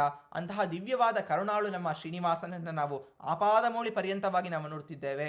ಪರಮಾತ್ಮನ ದಿವ್ಯವಾದ ಧ್ವಜ ವಜ್ರ ರೇಖಾಂಕಿತವಾದ ದಿವ್ಯವಾದ ಪಾದ, ಆ ಪಾದದ ನಖದ ಮೇಲಿರುವಂತಹ ಒಂದು ಧೂಳಿನ ಕಣದ ಮಹಿಮೆ ಲಕ್ಷ್ಮೀದೇವಿಯರು ಅನಾದಿ ಕಾಲದಿಂದ ಅನಂತ ಕಾಲದವರೆಗೂ ಎಣಿಸಿದರು ವರ್ಣಿಸಲಿಕ್ಕೇ ಸಾಧ್ಯವಿಲ್ಲ. ಅಂತಹ ದಿವ್ಯವಾದ ಗಂಗೆಯನ್ನ ಪಡೆದ ಶ್ರೀರಂಗನ ಪಾದ, ಅಕ್ರೂರಗೊಲಿದಂತಹ ದಿವ್ಯ ಪಾದ, ಅಹಲ್ಯೆಗೆ ಒಲಿದ ಪಾದ, ಕಾಳಿಂಗನನ್ನ ಸಂಹರಿಸಿದಂತಹ ಗಯಾಸುರನನ್ನ ಸಂಹರಿಸಿದಂತಹ ದಿವ್ಯ ಪುಟ್ಟರಂಗನ ಪಾದ, ಕೋಮಲದಂತೆ ಕಮಲದಂತೆ ಮೃದುವಾಗಿರುವಂತಹ ಪಾದ, ಅಂತಹ ದಿವ್ಯವಾದ ಪಾದವನ್ನು ನಾವು ನೋಡುತ್ತಿದ್ದೇವೆ. ಮೊಣಕಾಳನ್ನು ನೋಡುತ್ತಿದ್ದೇವೆ. ದಿವ್ಯ ಪೀತಾಂಬರವನ್ನು ನೋಡಿ, ಕಟಿಸೂತ್ರ, ಒಂದು ಕೈ ಟೊಂಕದ ಮೇಲೆ ಮತ್ತೊಂದು ಕೈ ವರದ ಹಸ್ತದಲ್ಲಿ. ಅಂದರೆ ನಾವು ಪರಮಾತ್ಮನ ಪಾದವನ್ನು ನಾವು ನಂಬಿದಾಗ ನಮ್ಮ ಸಂಸಾರ ಸಮುದ್ರ ನಮ್ಮ ಟೊಂಕದಷ್ಟೇ ಬರುತ್ತೆ ಅಂತ ಪರಮಾತ್ಮ ಹೇಳ್ಕೊಡ್ತಿದ್ದಾನೆ. ಅಂತಹ ದಿವ್ಯವಾದ ಪರಮಾತ್ಮನ ಕೌಸ್ತುಭಹಾರವನ್ನು ನೋಡಿ, ಶ್ರೀಭೂ ವಕ್ಷಸ್ಥಳದಲ್ಲಿ ನೋಡಿ, ಶಂಖ ಚಕ್ರ ಗದಾಪದ್ಮಗಳನ್ನು ನಾವು ವಿಶೇಷವಾಗಿ ನೋಡುತ್ತಿದ್ದೇವೆ. ಪರಮಾತ್ಮನ ಕಂಬು ಸಮಾನ ಕಂಠ, ಶಂಖದಂತೆ ಇರುವಂತಹ 3 ರೇಖೆಯುಳ್ಳಂತಹ ಕಂಠವನ್ನು ನೋಡುತ್ತಿದ್ದೇವೆ. ದಿವ್ಯವಾದ ಮಂದಹಾಸ, ಮುಗುಳು ನಗೆ, ಸುಂದರವಾದ ಮೂಗು, ಕಮಲ ನಯನಗಳು, ದಿವ್ಯವಾಗಿ ಕರ್ಣಕುಂಡಲಗಳನ್ನು ಧಾರಣೆ ಮಾಡಿದ್ದಾನೆ. ತಾನು ಕೇಶವ, ಸುಂದರವಾದ ಕೂದಲನ್ನು ನಾವು ನೋಡುತ್ತಿದ್ದೇವೆ. ಕಸ್ತೂರಿ ತಿಲಕ, ತನ್ನ ಕಿರೀಟವನ್ನು ನಾವು ನೋಡುತ್ತಿದ್ದೇವೆ, ಸುಂದರವಾದ ಕಿರೀಟ ಕುಂಡಲ. ಅಂತಹ ದಿವ್ಯವಾದ ಪರಮಾತ್ಮನ ಆಕಾರವನ್ನು ನೋಡಿದಾಗ ನಮ್ಮಲ್ಲಿರುವಂತಹ ಒಂದೇ ಆಸೆ, ಆ ಪರಮಾತ್ಮನಿಗೆ ಹಾರವನ್ನು ಸಮರ್ಪಣೆ ಮಾಡಲಿಕ್ಕೆ. ಎಂತಹ ಹಾರ ಅಂದರೆ, ಶ್ರೀನಿವಾಸನ ಸುಗುಣ ಮಣಿಗಳ ಪ್ರಾಣಮತ ವಾಯುನಾಖ್ಯ ಸೂತ್ರದಿ ಪೋಣಿಸಿದ ಮಾಲಿಕೆಯ ವಾಂಗ್ಮಯಗೆ ಸಮರ್ಪಿಸಿದ. ಜ್ಞಾನಿಗಳ ದೃಗ್ವಿಷಯಗಳಬಹುದು, ಅಜ್ಞಾನಿಗಳಿಗೆ ಅಸಹ್ಯ ತೋರ್ಪುದು, ಮಾಣಿಕವ ಮರ್ಕಟನ ಕೈಯಲ್ಲಿ ಕೊಟ್ಟ ತೆರದಂತೆ. ಶ್ರೀನಿವಾಸನ ಸುಗುಣಗಳು ಎಂಬುವಂತಹ ದಿವ್ಯವಾದ ಮಣಿಗಳ ಹಾರ ನಮ್ಮ ಮುಖ್ಯ ಪ್ರಾಣದೇವರ ಮೂಲಕವಾಗಿ, ಮುಖ್ಯ ಪ್ರಾಣದೇವರು ಪರಮಾತ್ಮನ ಗುಣಗಳು ಎಂಬುವಂತಹ ಆ ಒಂದು ಮಣಿಗಳನ್ನು ಪೋಣಿಸಿ ಹಾರವನ್ನು ಮಾಡಿದ್ದಾರೆ. ಆ ಹಾರವನ್ನು ನಾವು ಮುಖ್ಯ ಪ್ರಾಣದೇವರ ಮೂಲಕವಾಗಿ ನಾವು ಸಮರ್ಪಣೆ ಮಾಡುತ್ತಿದ್ದೇವೆ. ಅಂತಹ ಪರಮಾತ್ಮ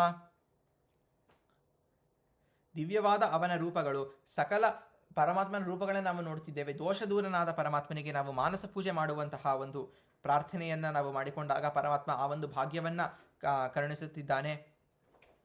ಎಂತಹ ಒಂದು ಯಾವ ರೀತಿ ಅಂದರೆ, ಕರ್ಣಗಳಿಂದ ಆಚರಿಸುವ ವಿಷಯ ಶ್ರೀಹರಿ ನಿನ್ನ ಸೇವೆಯಾಗಲಿ ಸ್ವಾಮಿ ಶ್ರೀನಿವಾಸ ದಯಾನಿಧೆ ಅಂತ ನಾವು ಗುರುಶೀಶ ವಿಠಲ ಪ್ರಾರ್ಥನೆಯನ್ನು ನಾವು ನಡೆಸಿಕೊಡುತ್ತಿದ್ದೇವೆ. ಅಂದರೆ ಕರ್ಣಗಳು, ಆ ಕರ್ಣಗಳಿಂದ ಮಾಡಿದಂತಹ ಸೇವೆ. ಎಂತಹ ಕರ್ಣಗಳು ಅಂದರೆ, ಗೋಳಕಗಳು ಅಂತ ಏನಿವೆ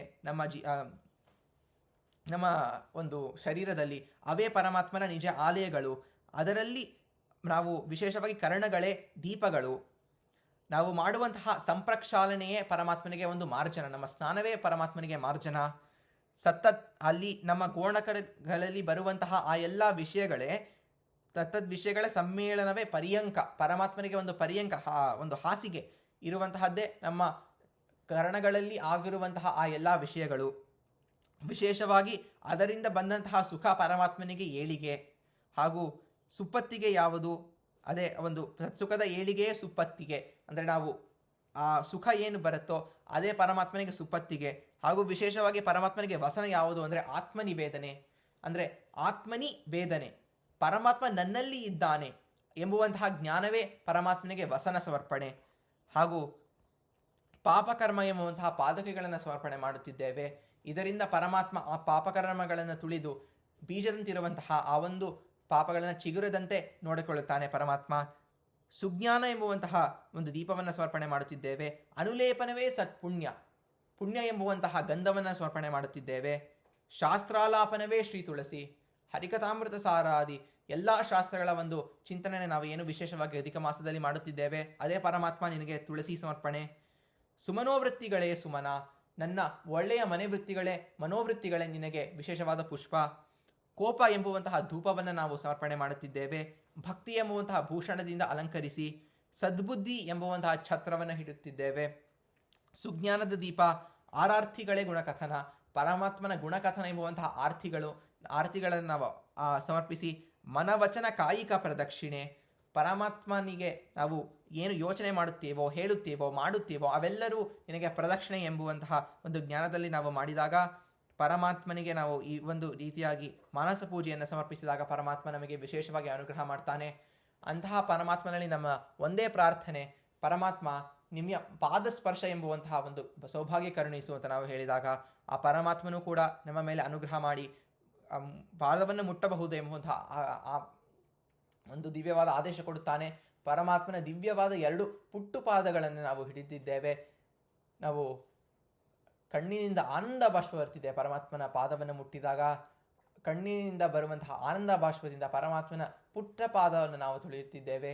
ಎಂತಹ ಪಾದ ಅಂದರೆ, ಸಿಕ್ಕಿತೇ ಶ್ರೀ ಲಕ್ಷ್ಮೀಪತಿಯ ದಿವ್ಯ ಪಾದವ, ಲಕ್ಷ್ಮಿಯ ಪತಿಯ ದಿವ್ಯವಾಗಿರುವಂತಹ ಪಾದಗಳು, ಗಂಗೆಯನ್ನ ಪಡೆದಂತಹ ಪಾದಗಳು. ವಾಮನನ ಪುಟ್ಟ ಪಾದವಾದರೂ ತಾನೇ ತ್ರಿವಿಕ್ರಮನಾಗಿ ಬಂದು ವಿಶೇಷವಾಗಿ ಬ್ರಹ್ಮಾಂಡ ಕಟವನ್ನು ಓಡಿದಾಗ ಬ್ರಹ್ಮದೇವರು ಈ ಒಂದು ದಿವ್ಯವಾದ ಪಾದಕ್ಕೆ ಸಂಪ್ರಕ್ಷಾಲನೆ ಮಾಡಿದಾಗ ಆ ವಿರಜಾ ನದಿಯೇ ಬಂದು ಹರಿದು ಗಂಗೆಯನ್ನಾಗಿ ಬರುತ್ತಾಳೆ. ಪರಮಾತ್ಮನ ಪಾದಸ್ಪರ್ಶದಿಂದ ದಿವ್ಯವಾದ ಗಂಗೆಯನ್ನು ಪಡೆದಂತಹ ಪಾದ, ಅಹಲ್ಯೆಯನ್ನು ಉದ್ಧರಿಸಿದಂತಹ ಪಾದ, ಕಾಳಿಂಗನ ತಲೆ ಮೇಲೆ ನರ್ತಿಸಿದಂತಹ ದಿವ್ಯವಾದ ಪಾದ, ಗಯಾಸುರನೆಂಬ ನನ್ನ ಸಂಹರಿಸಿದಂತಹ ಪರಮಾತ್ಮನ ದಿವ್ಯವಾದ ಪಾದ ದುಷ್ಟರಿಗೆ ಕಠಿಣದಂತೆ ವಜ್ರದಂತೆ ಕಠಿಣ, ಆದರೆ ಪರಮಾತ್ಮನ ಭಕ್ತರಿಗೆ ಕಮಲದಂತೆ, ಕಮಲಿಗಿಂತ ಬೆಣ್ಣೆಗಿಂತ ಮೃದು, ಏನು ಹೇಳಲಿಕ್ಕೆ ಸಾಧ್ಯ, ಉಪಮವಿಲ್ಲ.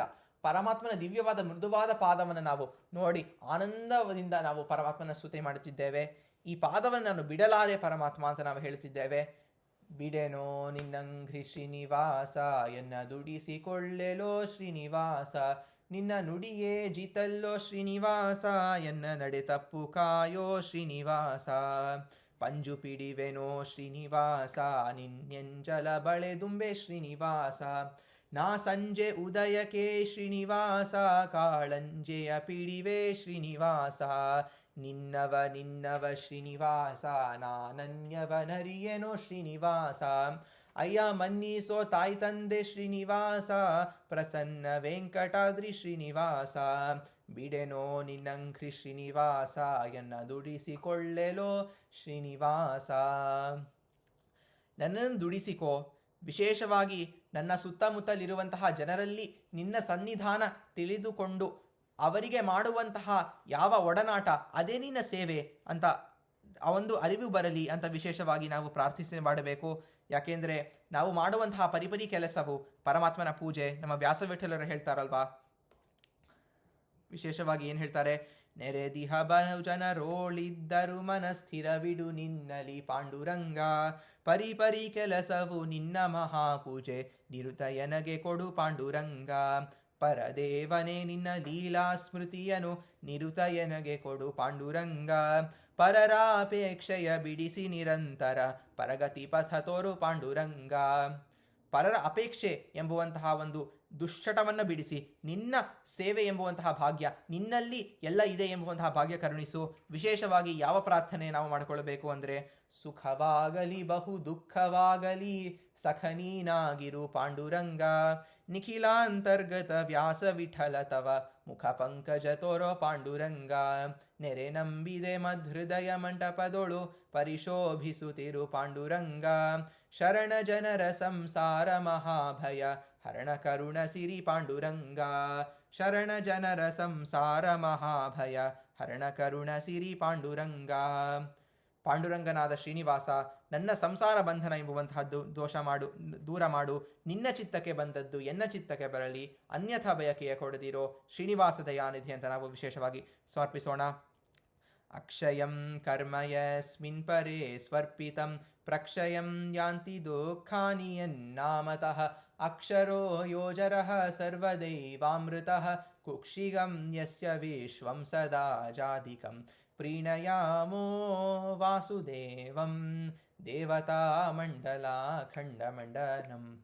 ಪ್ರೀಣಯಾಮೋ ವಾಸುದೇವಂ. ಯುದ್ಧಸನ್ನದ ಯೋಧೇಶು ಸ್ಥಿತ್ವಾ ತ್ವಾ ಪ್ರೇರಕೋ ಭೃಶಂ. ನಾರಸಿಂಹ ಪ್ರಭೋ ನಿತ್ಯಂ ಹನ್ಯಾನ್ ದಸ್ಸು ಜನಾನ್ ಖಲಾನ್. ಶ್ರೀಕೃಷ್ಣಾರ್ಪಣಮಸ್ತು. ಶ್ರೀಹರಯೇ ನಮಃ. ಸುಂದರ ಪ್ರಣವ. Day by day the graph is